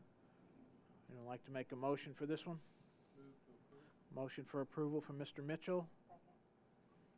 Second. Ms. Emerson? No. Okay. All right. Ms. Cleveland, welcome. I'm just so used to hearing over there. Open up the gate now. All right, Mr. Galbraith. Yes, Leslie, what will be the fund balance at the end of the year for this fund? Yes. Approximately is fine, just. Because, and this was this planned based for some, was this operating expenses or was this capital?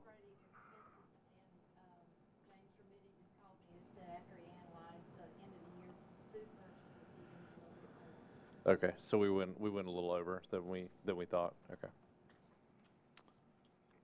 Okay, we ready to vote? Go ahead and record your votes.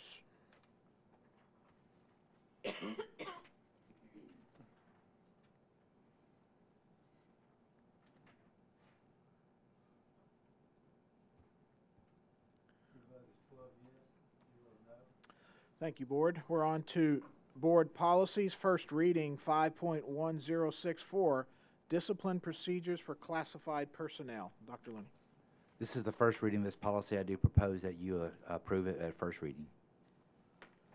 Anyone like to make a motion on this one? Move to approve. Motion for approval from Mr. Mitchell, second from Mr. Cash. Any questions, comments, discussion? Okay, I see none. We have the director's approval. If you go ahead and record your votes.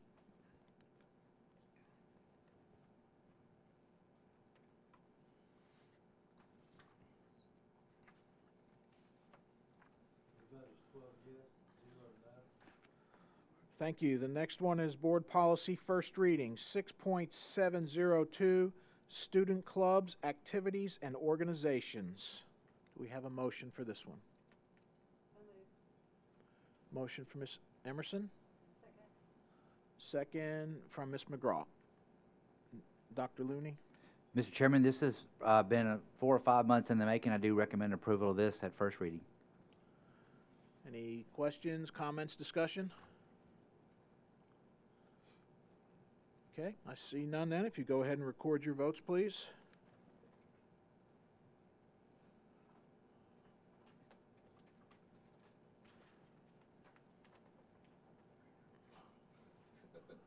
Need a new battery, Miss Garrett's thing over there. Okay, that's the last item on our agenda, unless Jay wants to call another witness to the...